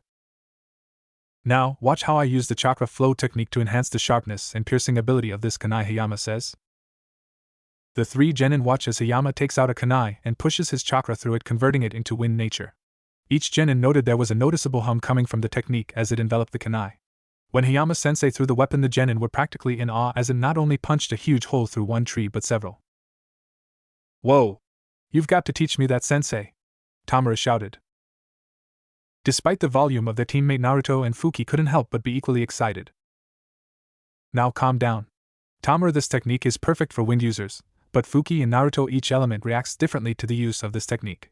I know that for earth users like Fuki, the technique hardens weapons or the body. IWA in particular uses chakra flow to harden their bodies until they are as hard as steel, but the same can be done for weapons, making it an ultimate defensive technique. Unfortunately, Naruto, I don't know what effect this may have with water nature, as none has been noted before. However, you also have wind nature like me and Tamaru. You could practice the technique using your wind nature, but without completing the leaf-cutting exercise with your wind chakra, it will be very difficult for you, Hayama instructs. Naruto nodded at the information. "I'll begin working on the leaf-cutting exercise first, sensei, but if you could also give me the second step of water manipulation, I would like that as well, sensei," Naruto asks. "Alright, why don't you go over to that tree and gather some leaves to begin practicing with while I start Tamaru and Fuki on the chakra flow technique," Hayama orders. Naruto nods and heads off to begin practicing. It was half an hour later before Hayama caught up with him. When Hayama looked at Naruto's progress, he noted that he had already managed to produce notable cuts on the sides of the leaf. "Good job, Naruto-kun. It looks like it won't take you long to get this down either," Hayama praises. "Thank you, sensei. For some reason this feels a lot easier than when I worked on the first stage of water manipulation," Naruto says. Hayama nodded at the information. It would seem Naruto had a more powerful connection to the wind than he initially thought. "Do you want me to give you the second step to water manipulation, or do you want to continue working on leaf cutting?" Hayama asks. In response, Naruto stops what he is doing and sets the pile of leaves aside as he stands up. "The second step of water manipulation, as I understand it, is to manipulate the flow of water in a lake by making it turn clockwise around you, creating a whirlpool," Hayama informs the young teen. "Thank you, sensei. I think I'll continue to work on the leaf cutting exercise first before trying it," Naruto says. Hayama nodded and says, "Alright, if you need my help I'll be with Tamaru and Fuki, but before I go I wanted to give you this. It's a scroll on a C-rank water technique called Suetun, Mizurappa. It is considered a basic technique of water manipulation and very versatile, having many variations. The hand seals are dragon tiger hair," Hayama directs. Naruto takes the scroll and thanks his sensei again before going back to work on the leaf-cutting exercise. He really wanted to learn the chakra flow technique as it was obviously very powerful, practical, and useful. He also wanted to try it with his water release. Several days later, Team 4 was still working on learning chakra flow. Naruto had gotten the hang of the leaf-cutting exercise in record time, finishing it that night after Hayama had released them from training. He showed his sensei the next day and began working with Tamura on using his wind nature to enhance the piercing and cutting power of a kunai. Fuki was also working hard on strengthening a kunai with her earth nature chakra. This was made more difficult by Hayama not knowing how to help her, although he was able to ask another jonin friend of his for tips that would help her. By Friday afternoon, each genin could coat a kunai with their chakra, but were still working on prolonging and strengthening the effects of using chakra flow. Naruto and Tamaru, as usual, were competing fiercely against each other, but Hayama made sure to keep their competition friendly and productive. He reminded all of them that this was something most shinobi didn't try until after they became chunin, if not jonin. Naruto had also started on the second water manipulation technique, but now that he was splitting his time between both wind manipulation and water, his progress had slowed some. It also made it hard to work on his other training, most notably in extending his usage of his bloodline technique. The odd thing was, the better his wind manipulation became, the more explosive he felt when using it in his takeoff. He had also slacked off some on his summon training, not that he minded. He was having trouble summoning something other than cubs. A couple of times he got what he learned were termed sibling groups. Young cheetahs considered old enough to be on their own, but would stay with their siblings for a while until striking out on their own. He also learned that even the cheetahs that didn't talk were very vocal and expressive, with a somewhat complex method of communication that gave them a great social system despite sometimes living far distances from one another. Unfortunately, all this training meant he had little time for anything else, including friends. If it wasn't during team time, he would often disappear before Tamaru or Fuki had a chance to ask him anything. His behavior was a bit alarming to his sensei, but he saw how hard the blonde worked during team training, so he figured he was probably doing some on his own time. Hayama decided he would look into though if it continued too much longer. He didn't want the kid to burn out like so many talented kids before him. Burnout was an especially troublesome issue for ninjas. That could wait, because now Team 4 was standing in front of the Hokage ready to receive their second C-rank mission. Shirokuma-san, I hear you are requesting another C-rank for your team, the Hokage asks. Yes, Hokage-sama. Thanks to Naruto, the last one ended before it could really begin, and I don't feel they got enough experience. I was hoping we could receive another one close to the village, Hayama replies. Irika, do we have a C-rank mission available that is near the village? He asked. No, Hokage-sama. Most of the C-ranks have already been distributed to the more experienced genin teams. There are 3 available. One is a protection mission to Wave, another is a bandit elimination near Tanzaka-gai, and the last actually this is near by just half a mile or so outside the village. A family is being terrorized by a large bear and they are requesting a team to kill it, Irika says. We'll take the last one, Hayama says. Very well, here's the mission request scroll. Good luck on your mission, Team 4, the Hokage says.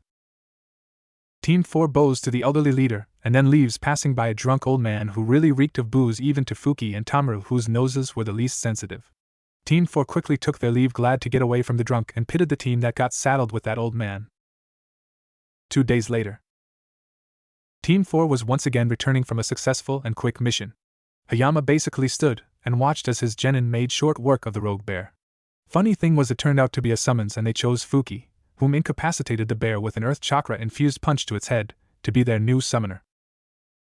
Hayama couldn't be prouder of his team with how fast they were progressing. Actually, it was starting to become a little ridiculous. He now had a genin summoner, something that hadn't happened since the Sannin. He heard the Chunin exam was being held in Konoha this year.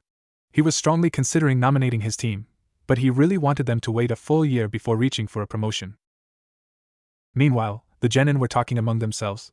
More accurately, Tamaru was pestering Fuki about how come the bears chose her. Of course, Fuki didn't answer him and merely smirked at his frustration. She proudly displayed the summoning tattoo on her bicep that she received from the bear that was the holder of the contract. Not getting what he wanted from Fuki, Tamaru turned to Naruto, hoping he would share in his frustration. Can you believe those stupid bears chose Fuki over me or you? He shouted. Let it go, Tamaru. The bears told us why they chose Fuki, plus after the way she knocked out that other one, I think they were afraid she'd do the same to them, Naruto joked. This didn't lessen Tamaru's jealousy or anger at all. Come on, Naruto, you know I would be a better summoner than Fuki. I can just imagine summoning one of this big brutes to rip apart some bad guy while I rescue the princess and save the country. He would do anything I wanted him to, and then I would become Hokage, because they would recognize my strength, Tamaru rants. Naruto just let him go on his rant as they walked on. He did steal glances at Fuki, who was also ignoring Tamaru, who was now talking about how he would get a summon much cooler than stupid old bears. Fuki's strength had greatly surprised him. He didn't know she was that strong or able to pull off whatever move that was she pulled on the bear. It made him realize that maybe he had started to discount his own teammates' abilities. Hayama-sensei was obviously a very strong shinobi and a good teacher to have gotten them as far as he had in such a short amount of time. Fuki could punch out a bear and showed great control with her Doton techniques. Even Tamaru, despite being somewhat childish, displayed a startling amount of cunning and battlefield tactics, plus a quick mind in the battle against the raging bear. Naruto really felt lucky to be a part of this team. It was starting to feel like family. Hey Fuki, Naruto said, catching the girl's attention. Maybe you shouldn't tell anyone you have a summon contract yet, Naruto says. Fuki and Tamura looked at him quizzically, as did Hayama, as he was curious about why a genin would consider hiding such a potentially powerful technique instead of bragging their asses off. Why? Fuki asked. Naruto's response wasn't verbal. Instead, he stopped, gathered chakra into his right hand, used the proper hand seals, and then slammed his hand on the ground in front of him. Kuchiyos no Jutsu, Naruto called out. In front of Naruto sat a cheetah cub a few months old. Naruto had purposely summoned him, because he liked his coloring, which was white and black with amber eyes. He also liked that the cub had a serious personality despite still being young. Naruto-sama, why have you summoned me? Questioned the cub. Sorry for you, I was showing my team that I could summon you guys. Naruto explains. Do you have any meat? Fuyu asked. No, not on me, but I'll summon you again when I get home, okay? Naruto asked. Sure, Naruto-sama, the cub said before poofing back to the grasslands. Naruto, what was that? Hayama asked. I can summon the cheetah clan, Hayama-sensei, Naruto responds. Since when? Tamura butted in. About 5 days ago, Naruto answers. Why didn't you tell us? Fuki asked. I didn't want anyone to know, Naruto says truthfully. Why? Hayama asked. Because, when people don't know you can do things, they will underestimate you and think you are weak. If an enemy thinks you are weak, then they will underestimate you and give you the advantage in a fight. I learned that keeping the full extent of your ability secret makes people underestimate you and makes things easier, Naruto explains. Hayama nodded. It was fairly good reasoning, too good for a rookie genin. Naruto was still as much a mystery now as he was when he first received the team. Can you summon anything bigger than Fuyu? Hayama asked. Sometimes, but I can't do it consistently yet, Naruto answers truthfully. Okay, Naruto, well, summoning is a very powerful and rare technique. Not just everyone gets a contract, as the summon clans tend to be picky about who they let summon them. That said, if you want to keep yours a secret for now, I won't report it to the Hokage, but I suggest you tell him at some point, Hayama responds seriously. Hi, sensei. Fuki, it's your choice on if you want people to know you are a summoner yet. I have to admit, part of why I am allowing Naruto to keep his a secret is because people will target you if they find out you have contract, thinking they can take it for themselves. If you want some time to think about it, I can hold off on reporting it to Hokage-sama for a few days, Hayama tells her. Fuki nodded. Thank you, sensei. I would like some time to think about it, and maybe ask the bears what they think. Very well. Now, Tamura, that means you can't blurt it out, or tell anyone about this. I need you to respect your teammates' wishes, Hayama orders. Hi, sensei, but it's not fair. Why am I the only one without a summon contract? Tamura shouted. If it makes you feel any better, Tamura-kun, I don't have a summon contract, Hayama says. Thanks, sensei, but it really doesn't help, Tamura responds. Team 4 made good time running back to the village, arriving a little after 3:30 in the afternoon. When they arrived at the Hokage Tower, they were sent right and only to find Team 7 plus the drunk they had passed after receiving their mission. Hokage-sama, should we come back later? Hayama asked. I told my secretary to let you in, Hayama. I take it the mission was a success, the Hokage responds. Yes, Hokage-sama. My team took care of Mrs. Sasaki's bear trouble with no problem, Hayama says, handing the Hokage the signed mission request with payment inside. Good. Now I have called you in here because the mission Team 7 recently went on was a sham. The client here lied on his mission request form. It seems he's being targeted for assassination by a very rich individual with connections to the criminal underground named Gato. Gato has hired ninja to kill Tazuna, and Team 7 was able to subdue 2 Chunin-level missing nin that attempted to carry out the assassination. After questioning Tazuna-san and finding out the truth, they decided to abandon the mission and return to Konoha. Tazuna decided to return with them and plead his case, asking for another chance. He has agreed to pay a penalty for his deception and refiled his request with the proper ranking. Payment is to be deferred until such time as he or his village are able to, with a grace period of 1 year. Your team is being told this because I would like for Team 4 to go with Team 7 and finish this mission. Do you accept this mission? The Hokage asks. Hayama knew his team could handle this mission, and if things went bad, he and Kakashi were not made jonin for novelty. Kakashi was perhaps the strongest ninja currently in the village when he was serious, and it sounded as if his team wasn't bad either. Just to be sure, though, he looked at each member of his squad to see their reaction, and was pleased to see they looked eager and ready to go despite just coming back from a mission. Team 4 accepts the mission assignment, Hokage-sama, Hayama replies. Very well, Then due to your team's recent return from a mission, I am sure Tazuna-san won't object if you all begin bright and early tomorrow after you have better prepared yourselves, the Hokage says. Tazuna wisely shook his head and said thank you to the Hokage. Then I will allow Hataki-san and Shirakumo-san to discuss the details among themselves. You are dismissed. Kakashi, Hayama, stay for a moment, would you, the Hokage directs. The genin of Team 4 and 7 left the office with the client, whom Team 4 could tell had sobered up some since they first saw him. When the genin and Tazuna left, the Hokage turned to the two jonin. The Hokage snapped his finger and 3 ANBU members dropped down to the ground. A boar, bird, and cat-masked ANBU all dropped down in front of the Hokage. Kakashi, Hayama, I will be sending these 3 to shadow your teams during this mission. I am sure that by now Gato has learned of the failure to kill Tazuna-san. He will most likely up his attempts to kill him, and thus the danger of this mission is unknown. They will not interfere or reveal themselves unless your teams encounter trouble that they or you cannot handle. They are also running independently of your mission as they have their own orders. You are not to interact with them or make your teams aware of them unless they choose to show themselves. Is that understood? The Hokage asks. Yes, Hokage-sama, both men respond. Good, you are dismissed. Both jonin leave the office immediately through different means. Your mission is to shadow and observe. When you return, I want a detailed report on your analysis of the genin, especially Uzumaki Naruto. You are not to interfere unless Naruto or the Uchiha are near death. Do you understand your mission? The 3 ANBU nodded before leaving to prepare. The Hokage sat in his chair thinking over recent events. Team 4's growth was alarming considering how average their reports coming out of the academy were. Then there was the incident 5 days ago. He was still fielding inquiries into what exactly Guy was chasing around.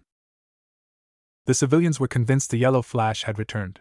And Guy had put his team on leave as he conducted his own search for whatever it was that managed to escape him. The Hokage knew that whatever happened involved Naruto, it had to but that lead to some troublesome questions. The only thing he knew was he needed answers. Just what have you been doing, Naruto-kun?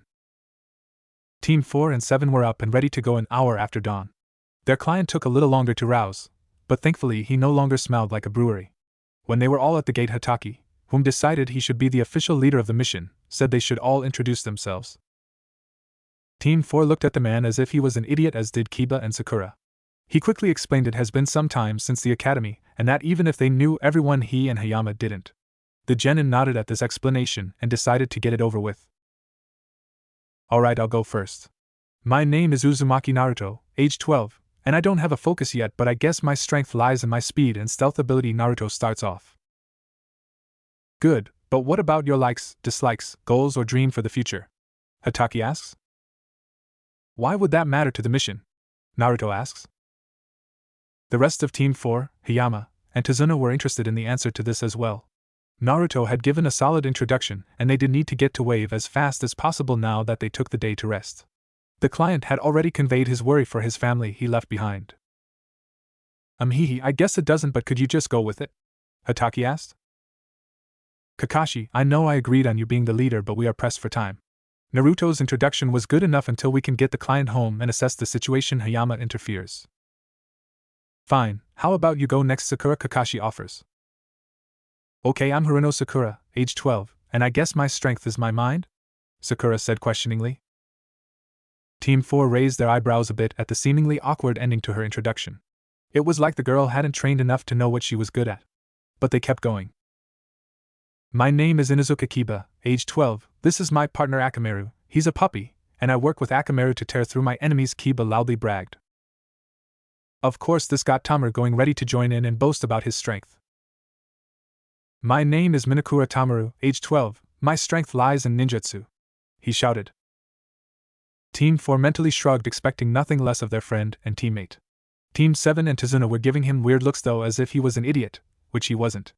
Honest. Sasuke, why don't you go last and let Kakashi starts? Sai, my name is Fuki, age 12, I'm strong, was her simple introduction. This got even Sasuke to raise an eyebrow. He remembered Fuki as one of his fangirls, but she seemed to have changed. That was good in his books, because he didn't need another Sakura on this mission. Meanwhile, Sakura and Kiba were trying to figure out what happened to the girl, as she seemed nothing like they remembered. I guess it's my turn. My name is Uchiha Sasuke, age 12, I'm strong in ninjutsu and taijutsu, Sasuke answers. My name is Shirakumo Hayama, age 39, My strength lies in Kenjutsu and Ninjutsu, Hayama says. My name is Hitaki Kakashi, age 26, my strengths are Ninjutsu, Taijutsu, and Genjutsu. I will be leading this mission, so I hope we can all work well together and get along, Kakashi says. Great, well, I'm Tazuna, age 59, I'm a bridge builder. Now that your kindergarten-style introductions are over, I'd like to get home before that money-hungry midget kills my precious daughter and grandson, Tazuna interrupts. Tazuna-san does have a point, but first, have you all packed at least 2 weeks' worth of supplies? Kakashi asks. Both teams nod. Alright, if you aren't sure though, speak up, because once we leave the village you won't have much opportunity to resupply, Kakashi warns. When no one said anything, they all began to head out towards Wave. After a couple of hours passed, Hamaki posed Kakashi a question. Kakashi-san, are we close to where your team was ambushed? Hayama asked. Kakashi looked around the area nonchalantly before replying, hard to tell. While Hayama was trying to pry information from the annoyingly aloof Kakashi, the genin were also talking. Hey Kiba, how's it going? Tamura asked. Alright, I guess, Kiba responds. Oh, you guys go on any exciting missions yet? Tamura asked. Nah, not really. This is our first C-rank, Kiba admits. Oh, was the simple response. Well, I heard from Hayama-sensei that Kakashi was really strong. I bet you guys are doing some insane training, right? Tamura asked. Of course, Team 7's the strongest team there is, Kiba boasted. No way, Hayama-sensei has also put us through some intense training. Team 4 is the strongest team, Tamura shouted. Get real, Tamura. None of you are a match for me and Akamaru, Kiba shouted back. I'll beat you anytime, anywhere, bring it, Tamura replied. Before it could get any further, the two jonin had to separate the boys before it got any further. More like Hayama grabbed Tamura and cooled him down while Kakashi just went back to reading his book.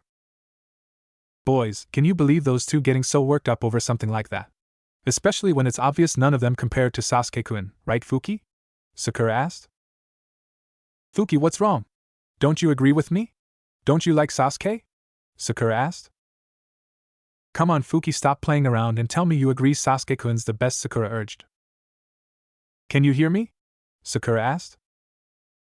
At this point, Sakura still didn't get the hint, but Fuki was saved when Sasuke sneezed and the Pinkette went to see if he was okay. Unfortunately for Fuki, she returned. Meanwhile, the last two members of both squads just ignored the other two boys' antics. It would take another day before they reached the shore, where a boat was waiting for both teams.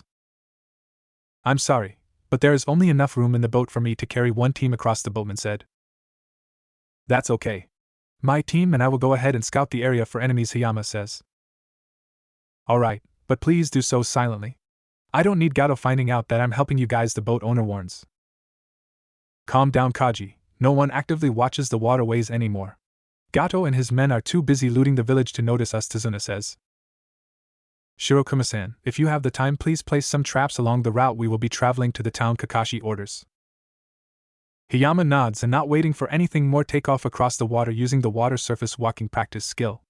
Although Kakashi and the trailing ANBU made note that Naruto was actually gliding or skating across the water so fast that he had left his team and sensei behind as they ran to catch up. Naruto would often note during water surface walking practice training that being a water element user did have its advantages. Team 4 and the two citizens of Wave just stood in shock. Those kids and their senseis just walked on water like it was land. The boat owner Kaji noted they were also very silent when doing so, making hardly a ripple on the surface of the water. The two civilians then turned to Team 4. Can your group do that, or are they special? Kaji asked.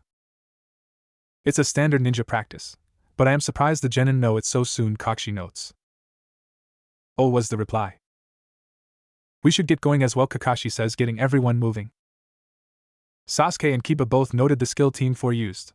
Despite coming from ninja families, neither had seen the water surface walking practice used before. So far, being a ninja had been slightly disappointing. Kakashi was holding off on showing or teaching anything he deemed too advanced for fresh out of the academy genin. Yet here was Team 4, a team of nobodies, already using something useful and cool that they had no clue about. For not the first time, Sasuke questioned if he had the right teacher. Unknown to him, Kiba was also questioning their sensei, but not just because of what he saw Team 4 do. His questioning had more to do with what his mother and sister told him of their genin days.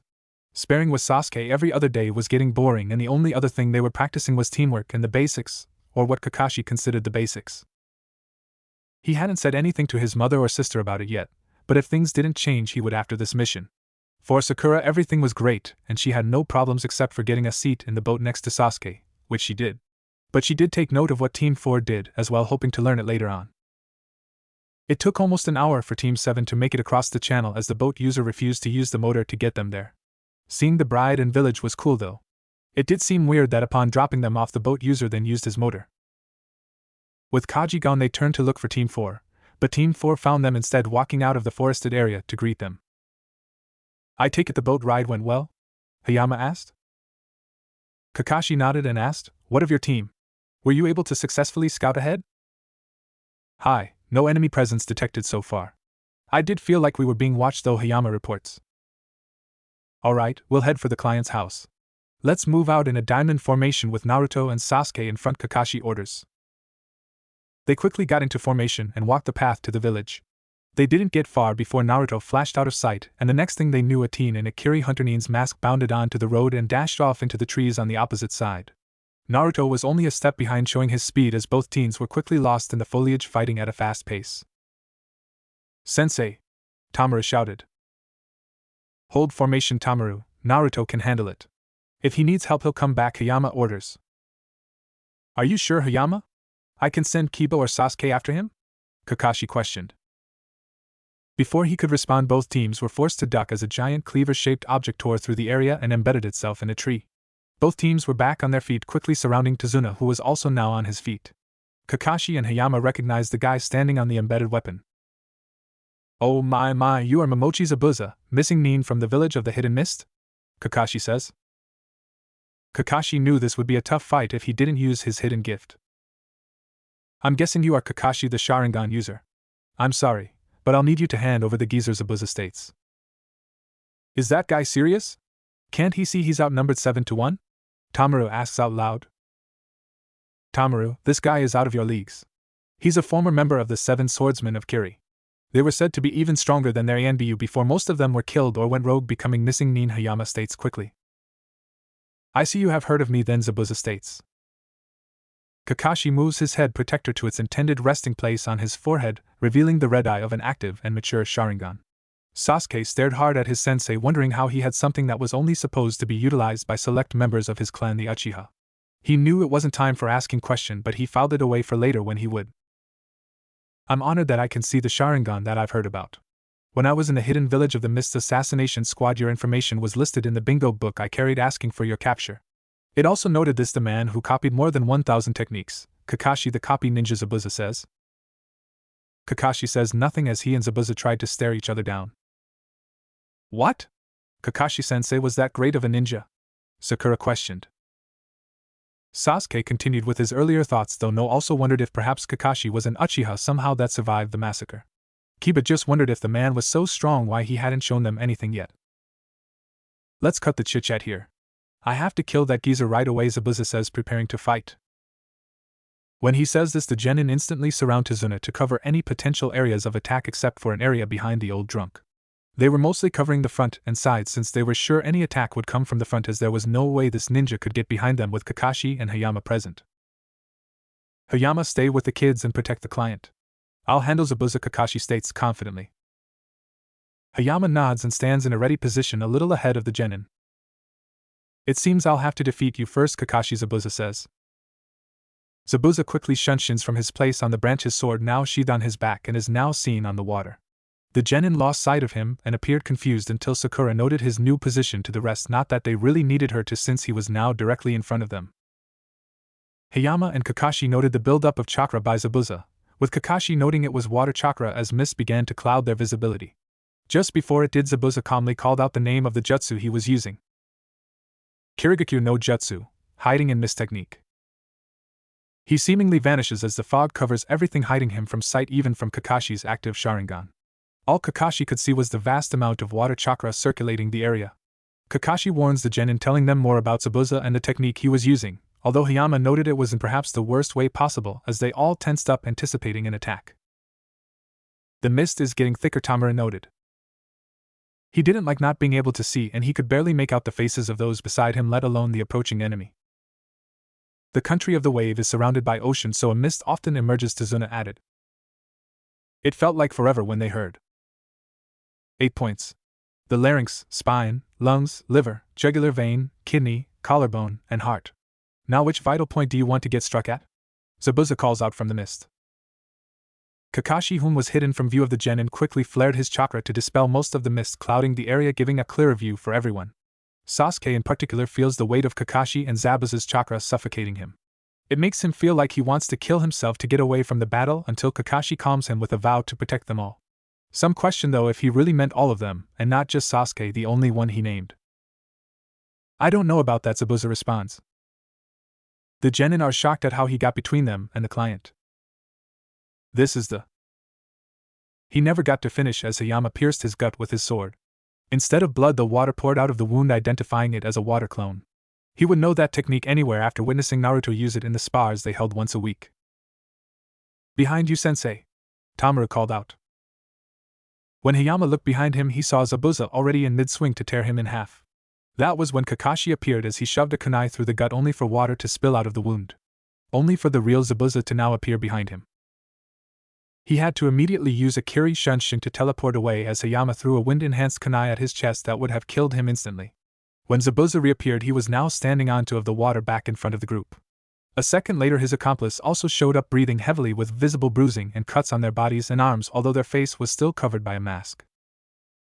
It was in this moment Naruto also rejoined the group with similar cuts and bruising visible not just to his body, but also his face, even though the Jonin and Zabuza noted that they seemed to be slowly healing on their own as the bruising was fading and the cuts slowly sealing up.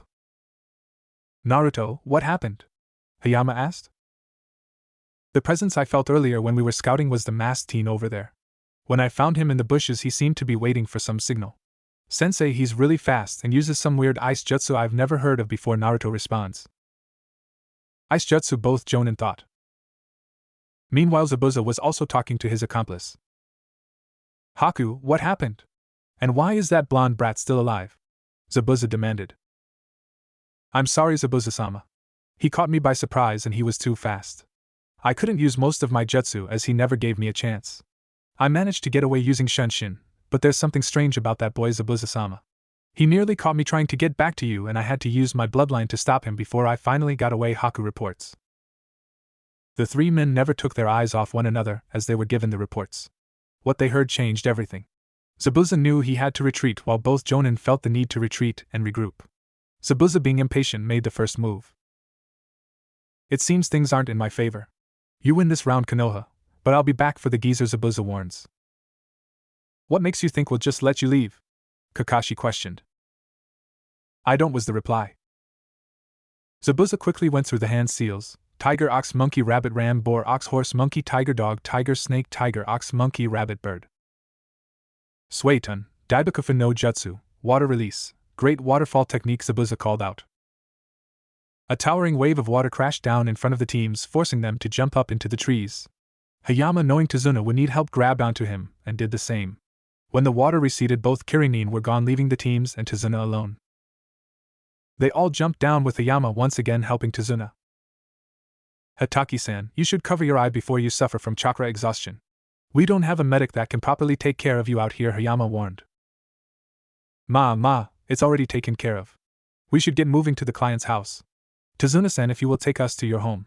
We can set up some protections there in case those two come back, Kakashi says. Sure, it's this way, Tazuna says as they follow him. Tazuna's house. Tsunami, Inari, I'm home, the old man called out. He managed to lead the teams to his house without any difficulties. It seemed Zabuza and his masked accomplice had truly left them alone for now. The Jonin knew he would be back and probably with extra help. Father, is that you? A woman called out. Yes, come greet the super ninja that will be protecting us, Tazuna calls back. When the woman did come out to greet the teams, Hayama found her to be very attractive while Kakashi seemingly ignored her, but was also eyeing their client's daughter. She stood before the teams and thanked them for protecting her father, which both teams waved off. Then Tazuna noticed something. Tsunami-chan, where is Inari? He asked. Before she could answer, a dark-haired little boy wearing a white and blue bucket hat and blue overalls walked out. It was noted by everyone how the boy purposely kept his back or side to the teams, not acknowledging them in the least. Why are they here? Inari asked curtly. These are the super ninja I hired to protect us, Inari. Say hi to them, Tazuna responds. Why? They're all going to die anyway, the boy retorts. Inari. Tsunami shouted. I'm going to watch the ocean, the little boy announced before leaving. Both teams stood watching as the kid took off, probably to his room. I'm sorry, please forgive my son. He's just going through a rough time, Tsunami apologizes. It's fine, Tsunami-san, you don't have to apologize, Hayama assures the mother. Meanwhile, the genin seemed unaffected by the rant, but each had their own thoughts on the kid.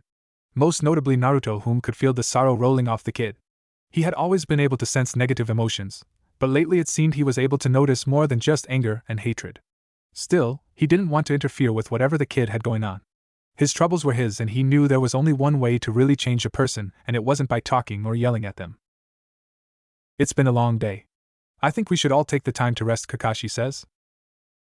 Hayama wasn't one to disagree, although he did think they should at least set up a guard schedule, but one night wouldn't hurt anything.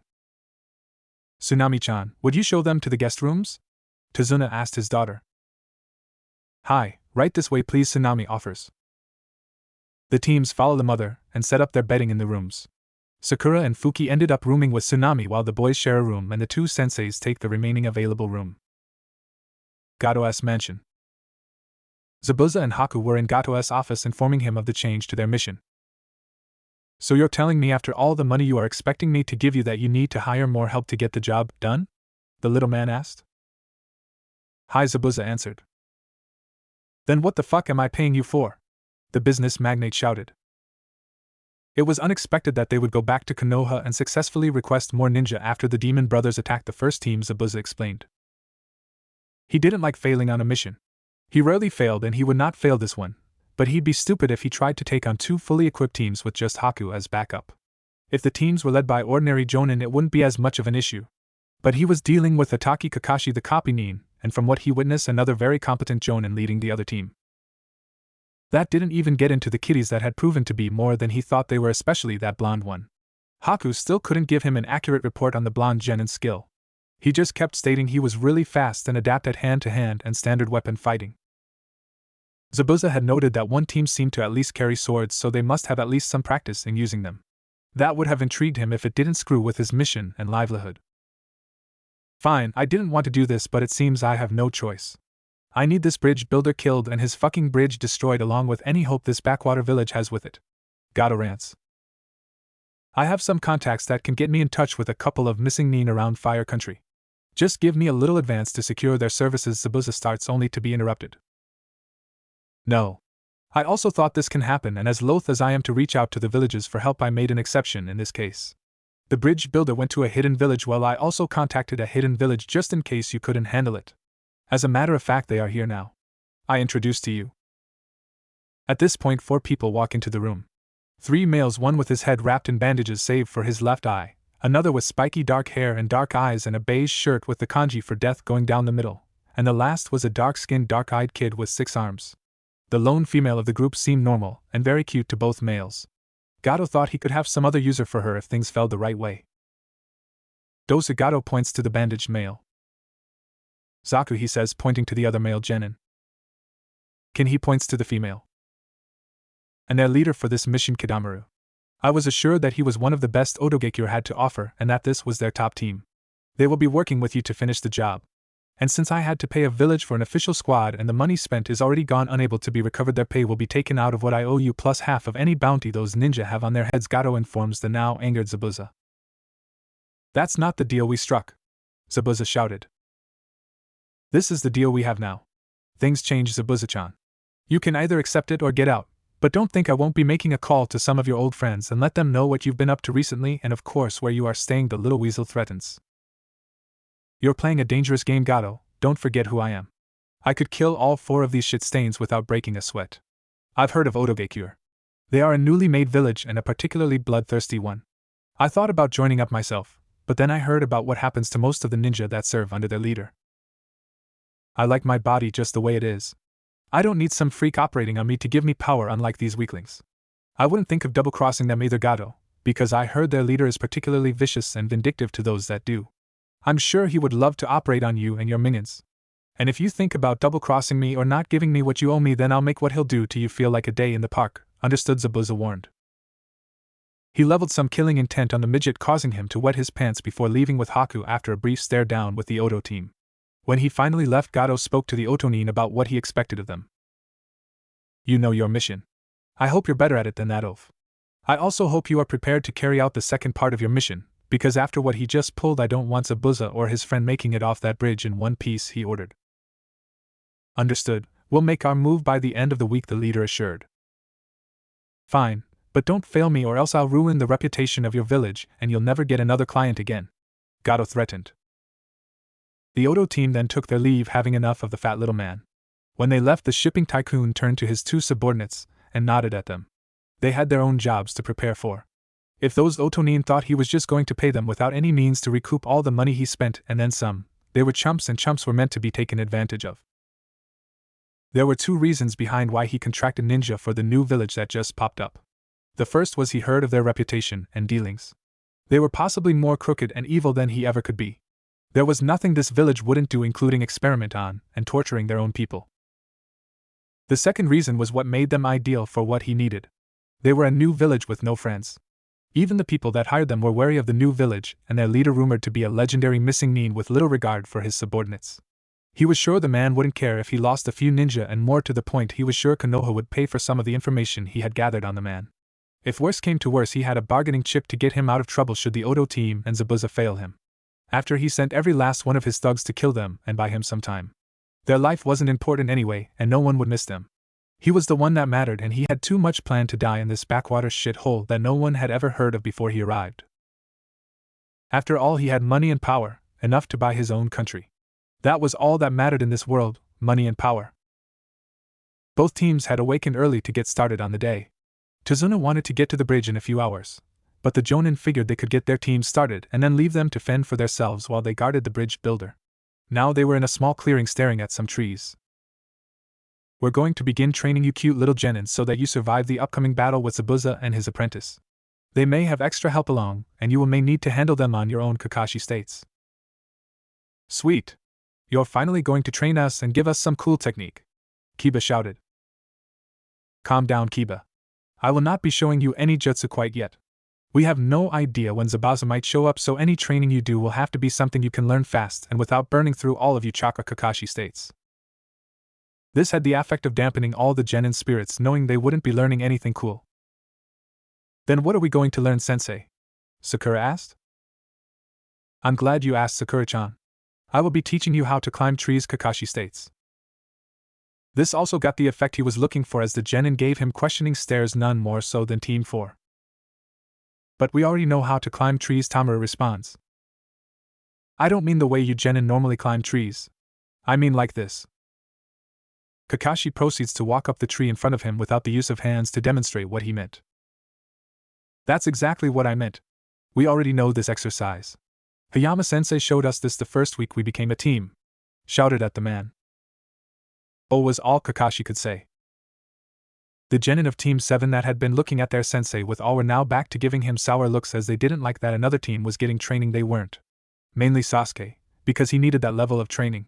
Kakashi hadn't shown him anything, even if he did work more with him than his other two teammates on the basics. He didn't need that, he needed what Team 4 seemed to be getting. This led to all of the genins of Team 7 wondering what the other teams were learning, and if they had been left behind and just didn't know it. Hataki-san, I think your team should work on this while I give my team another exercise to work on, Hayama says. Kakashi just shrugged and started to read his book, which made Hayama curious. How long could it take to read a single book? He has the Sharingan, he could memorize the whole thing in a minute and then relive the scenes in his mind from what I know of that cursed Ojutsu's power. He's been reading that thing since we left the village, and I've only seen him turn a few pages? Hayama questioned. Team 4, follow me, Hayama calls out. Naruto, Tamaru, and Fuki followed as Team 7 watched them leave the clearing. Sasuke wanted to follow them to see what they were doing, but Kakashi threw a kunai in his path and told his team to start climbing while marking their progress with the kunai. Sasuke frowned at this, but decided to do the training. He could always make Team 4 tell him what they did later. Meanwhile, Team 4 stood in another clearing a short distance away from Team 7, but the trees and bushes concealed them from the other genin. Hayama had them sit in a circle Indian style before he described the exercise to them. What I will be showing you 3 is a new chakra control practice. You all have surpassed my expectations on how well you did with the first 3 control practices. Now I am going to teach you how to control your chakra through meditation. Hayama starts. Meditation? Tamura questioned. Meditation is a practice in which an individual trains the mind and/or induces a mode of consciousness to realize some benefit. Hayama lectures. Mode of consciousness? Naruto asks. I'm not really up on the technical aspects of it, Naruto, but I think I remember it being circumstances that change the relationship between the mind and the world, producing what are known as altered states of consciousness or mind. Hayama answers. Naruto nods at this, but Tamura now has another question. How will that help us learn to control our chakra? He asked.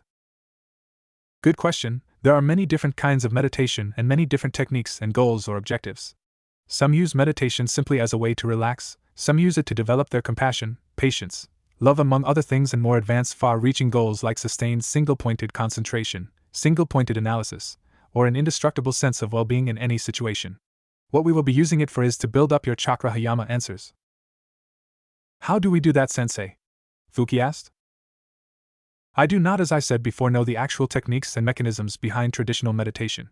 There are books in the library you can check out when we get home if you are really interested in the subject. For our purposes, though, I want you all to sit with your legs crossed, Hayama instructs. Hayama also sat as they did and crossed his legs as they followed. Now place your hands palms down on your knees so that your entire body is connected and rooted to the earth, Hayama further instructs them. The kids followed in his movements. Now the tricky part of meditation is that it requires you to sit still and open your mind. To help in this, some focus on an object, others chant, and many other ways. I can't give you an object to focus, so we're going to have to use visualization. I imagine this will be harder for you, Tamura, as you won't be able to talk, and it is unknown how long it will take before you can accomplish this step. It takes longer for some than others, but if you find yourself getting frustrated, just calm down, take a few deep breaths, and keep trying. When each of you are ready, close your eyes, take deep relaxing breaths, picture your chakra, think about the times you have used your chakra and recall that sensation. When you feel your chakra, picture it moving throughout your body. First move it to the base of your spine, then slowly move it through your legs, your feet, and then each of your toes. When you can feel your chakra cover the entirety of your lower body, then try sustaining that feeling, and then move it up through your body. Feel the chakra as it moves up your chest, through your arms, your hands, your individual fingers, then back up through your neck, your chin, your mouth, your nose, your eyes, your ears, your eyebrows, your temple, brain, and even your hair. Once you have accomplished that, sustain that feeling, and then move the chakra back down through your body and then up again and back down, up and down. Just keep it moving up and down your body. I'll monitor you as you do this and let you know when it's time to stop, Hayama tells them. As he stands up, he notes that all of them, even Tamura, had already seemed to move into a light trance. He moves towards a tree and leans against it as he waits. Your team finished already, Kakashi? Hayama asked out loud, but low enough to not disturb his team. When Kakashi made his way through the trees and foliage to stand next to the tree beside him, Hayama noted he was no longer reading his book. Sakura-chan has already figured it out.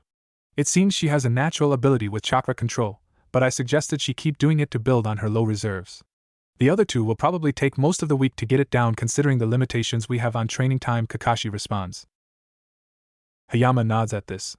They were both worried about when the next attack would come. Naruto's fight with the accomplice seemed to be the toughest fight, and he had recovered quickly enough.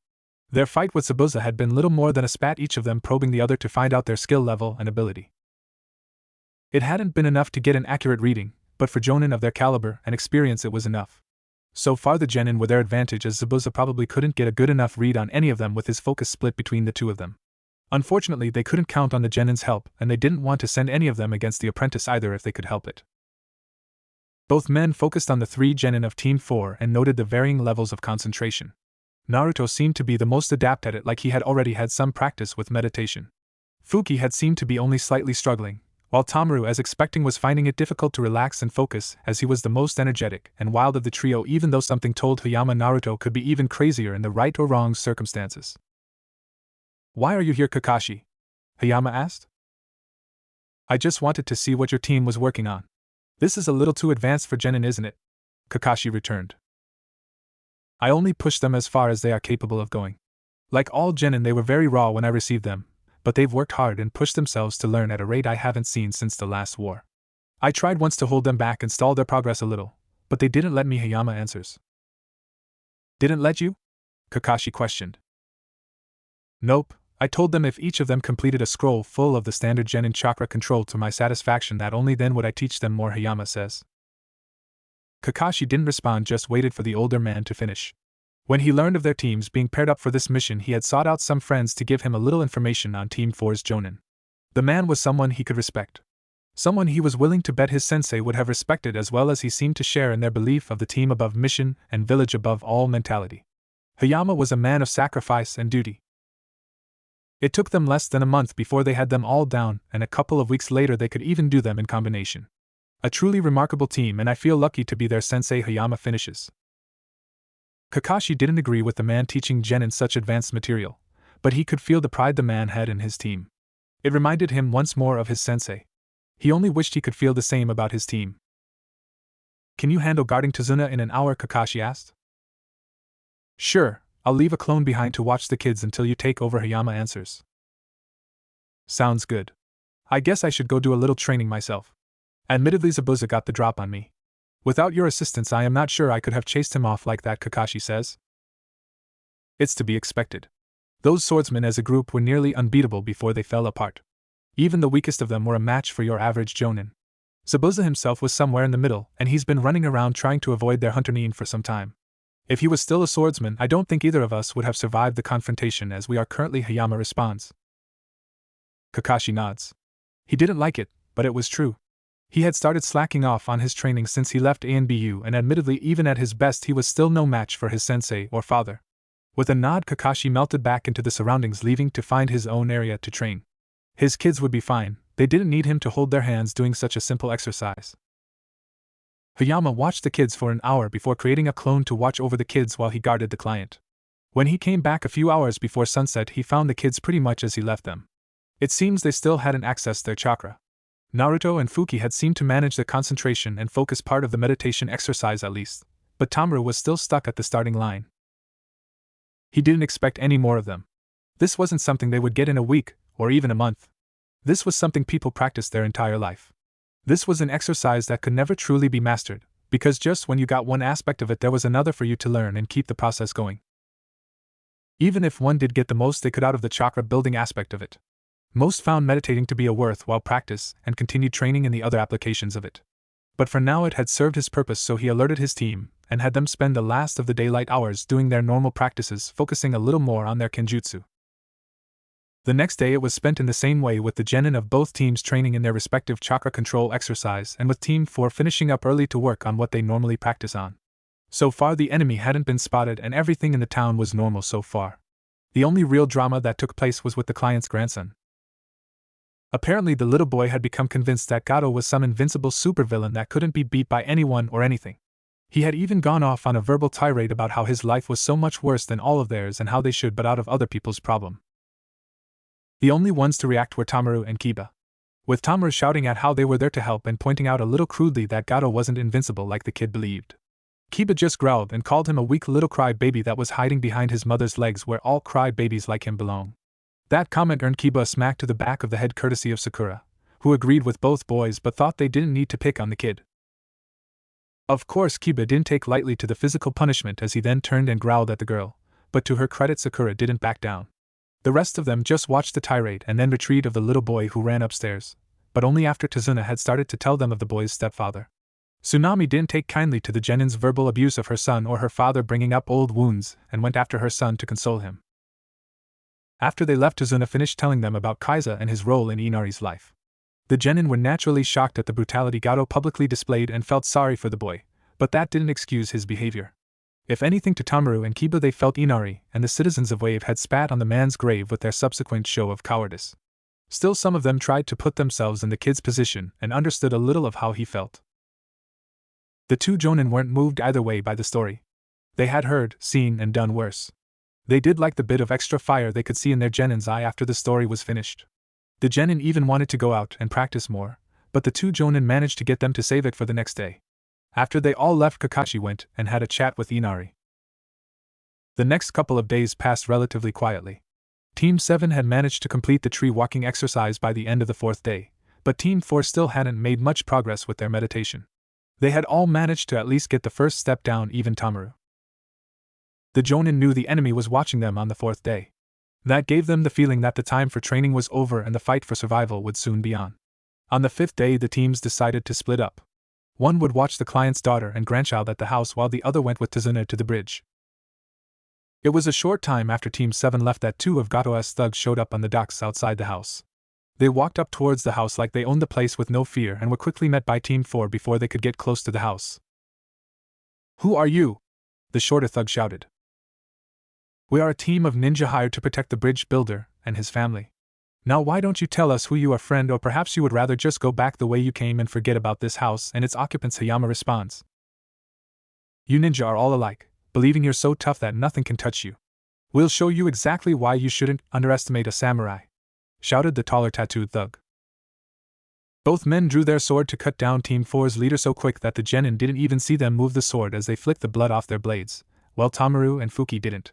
They would have to move far faster than that to evade Naruto's eyes, as they had become accustomed to such movement during his training. "You kiddies are next," proclaimed Waraji, hungry for their blood. "I don't think so," Hayama remarks from behind the pair. Before they could even turn to look behind them, Hayama drilled two kunai into the back of their skulls. They fell to the ground with a heavy thud as blood poured from eyes, nose, and mouth, creating twin red pools where their heads lay. This was the first time the genin of Team 4 had seen a person die like that. It hit them each in a different way, but the hardest hit was Tamaru.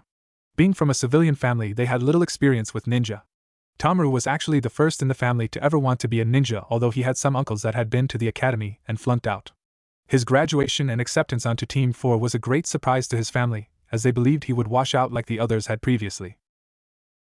For Tamaru, his time on Team 4 had been a dream come true, and he had learned so much from his sensei and teammates.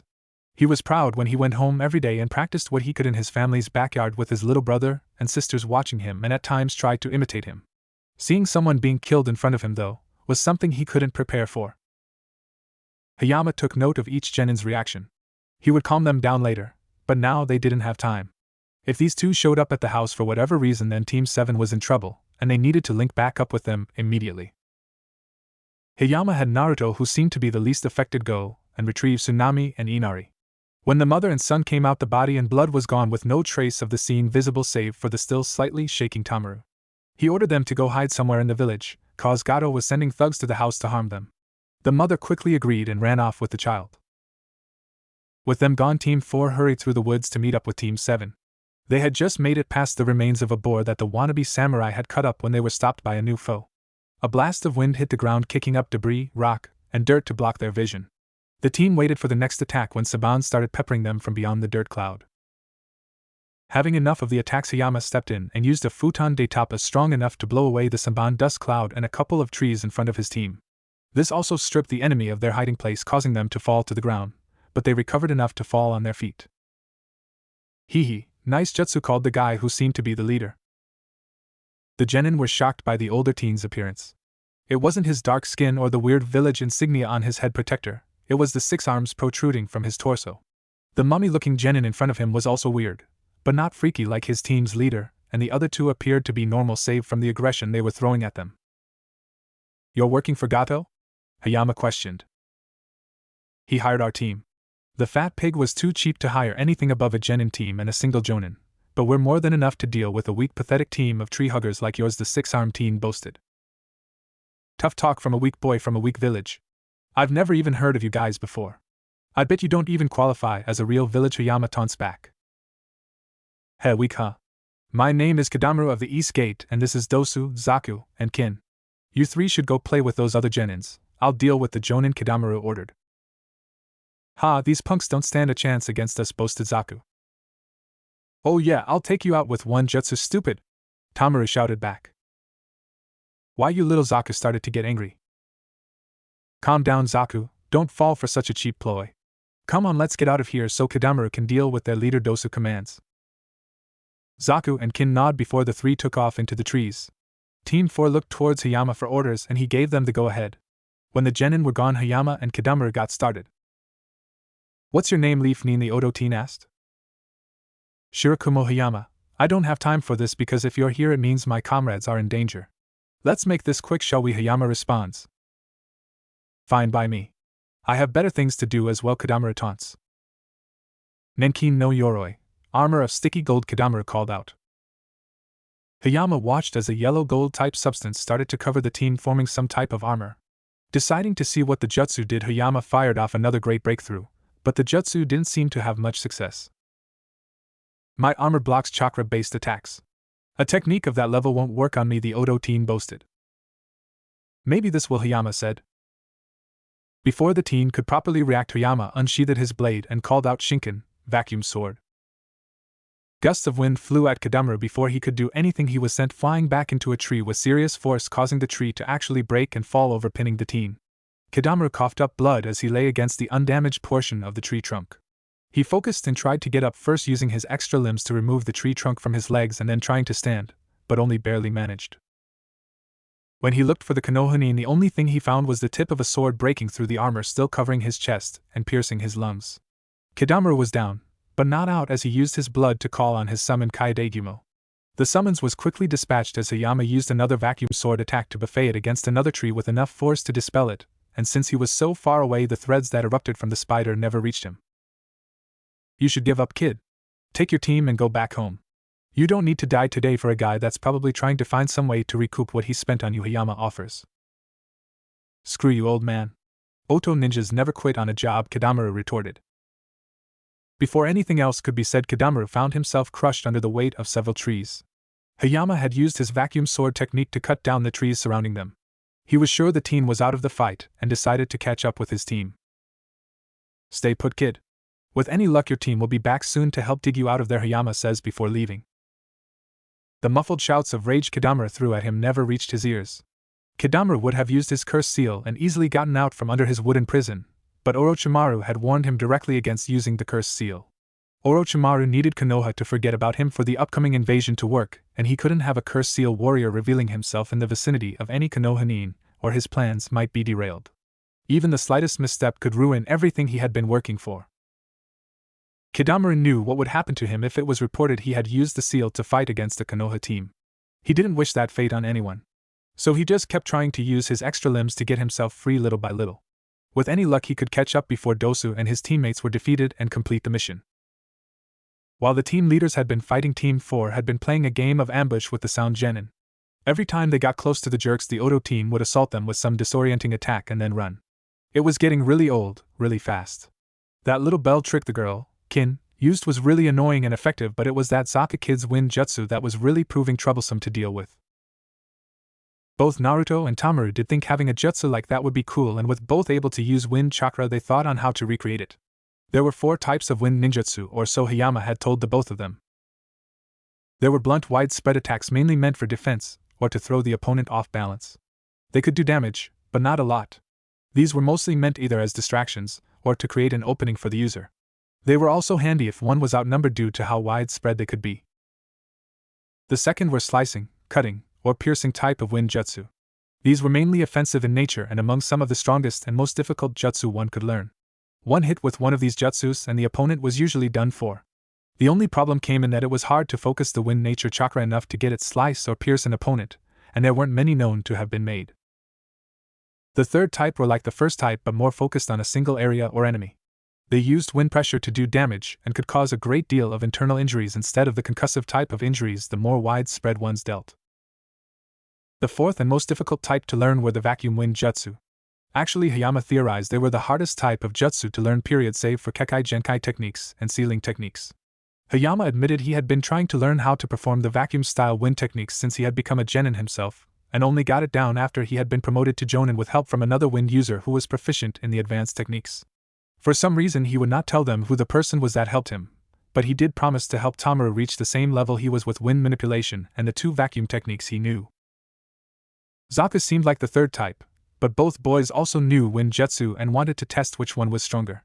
When Zaka popped up again, they were ready and both Konoha boys fired off a futon, de tapa, wind release, great breakthrough at the boy from sound, which he countered with multiple blasts of Zankaha, decapitating airwaves.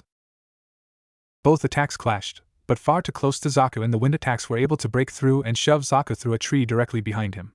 The Konoha trio thought his teammates would help, but surprisingly they just ignored him and attacked again, this time with Dosu revealing his melody arm to attack with his jutsu Kayamaizen, resonating echo drill. The assault on their ears caused the Konoha team once again to fall back and recover as none of them could fully focus or move. The two Otonin tried to take advantage of their situation by throwing kunai at the slightly disoriented Konoha team, but each managed to evade. Although Naruto received a cut on his forearm, but it wasn't deep and it was noted by everyone that he didn't scream or even make a small sound of discomfort. The two remaining Oto Genin continued their ambush tactic and left the area, including their teammate, forcing the Leaf Genin to follow them once more. However, the Leaf Genin took the time to strip and tie up the unconscious Oto Genin, and then came up with a plan to deal with the remaining enemies. Fuki was the one that pointed out Kin would be the easiest to take out and that she wasn't much of a threat. So far it had mostly been the two male Oto Genin that had attacked, while the girl peppered them with Saban and triggered her bell technique when they got too close. So Fuki wanted to focus on taking out Dosu, but Naruto had a plan to deal with them both. Catching up to the Oto Genin that had slowed down, it seems to lure them into chasing them. Team 4 moved faster like they were going to attack. Kin was the one to attack using her Saban to force the Konoha Genin to back off, but this time they didn't. Instead they pressed forward, letting the Saban hit them.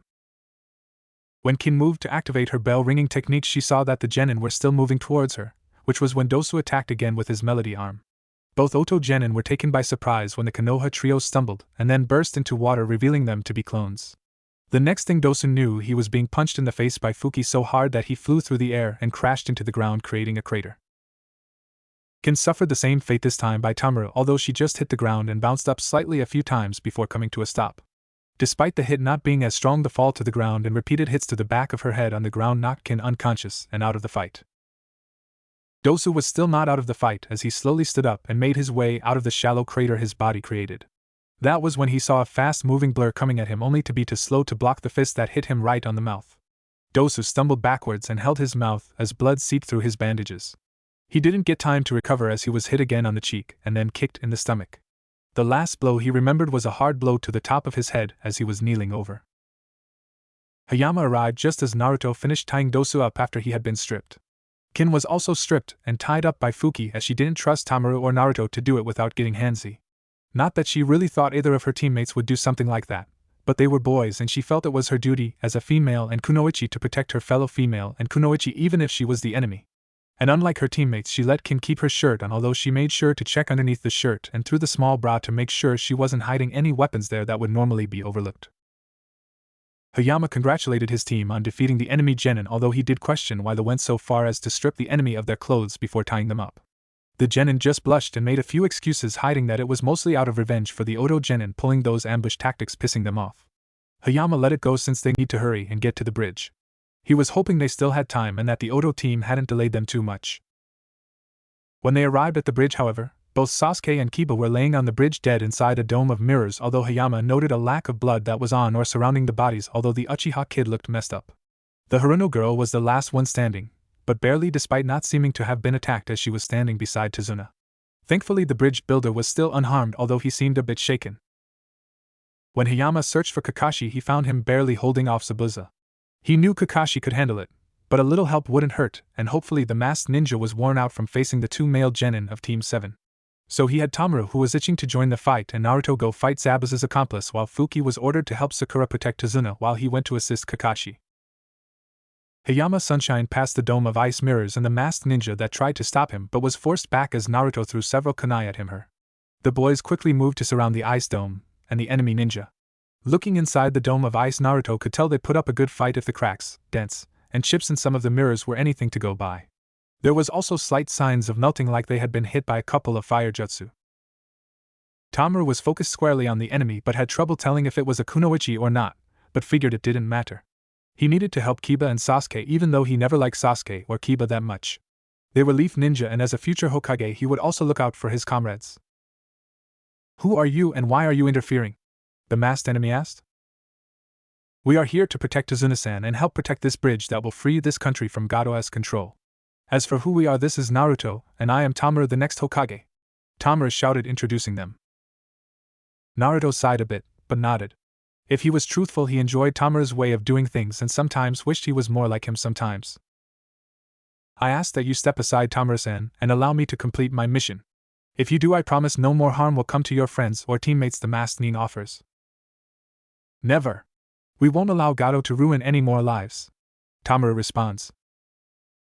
I think you should rethink the situation here. And what's your name? Naruto asks.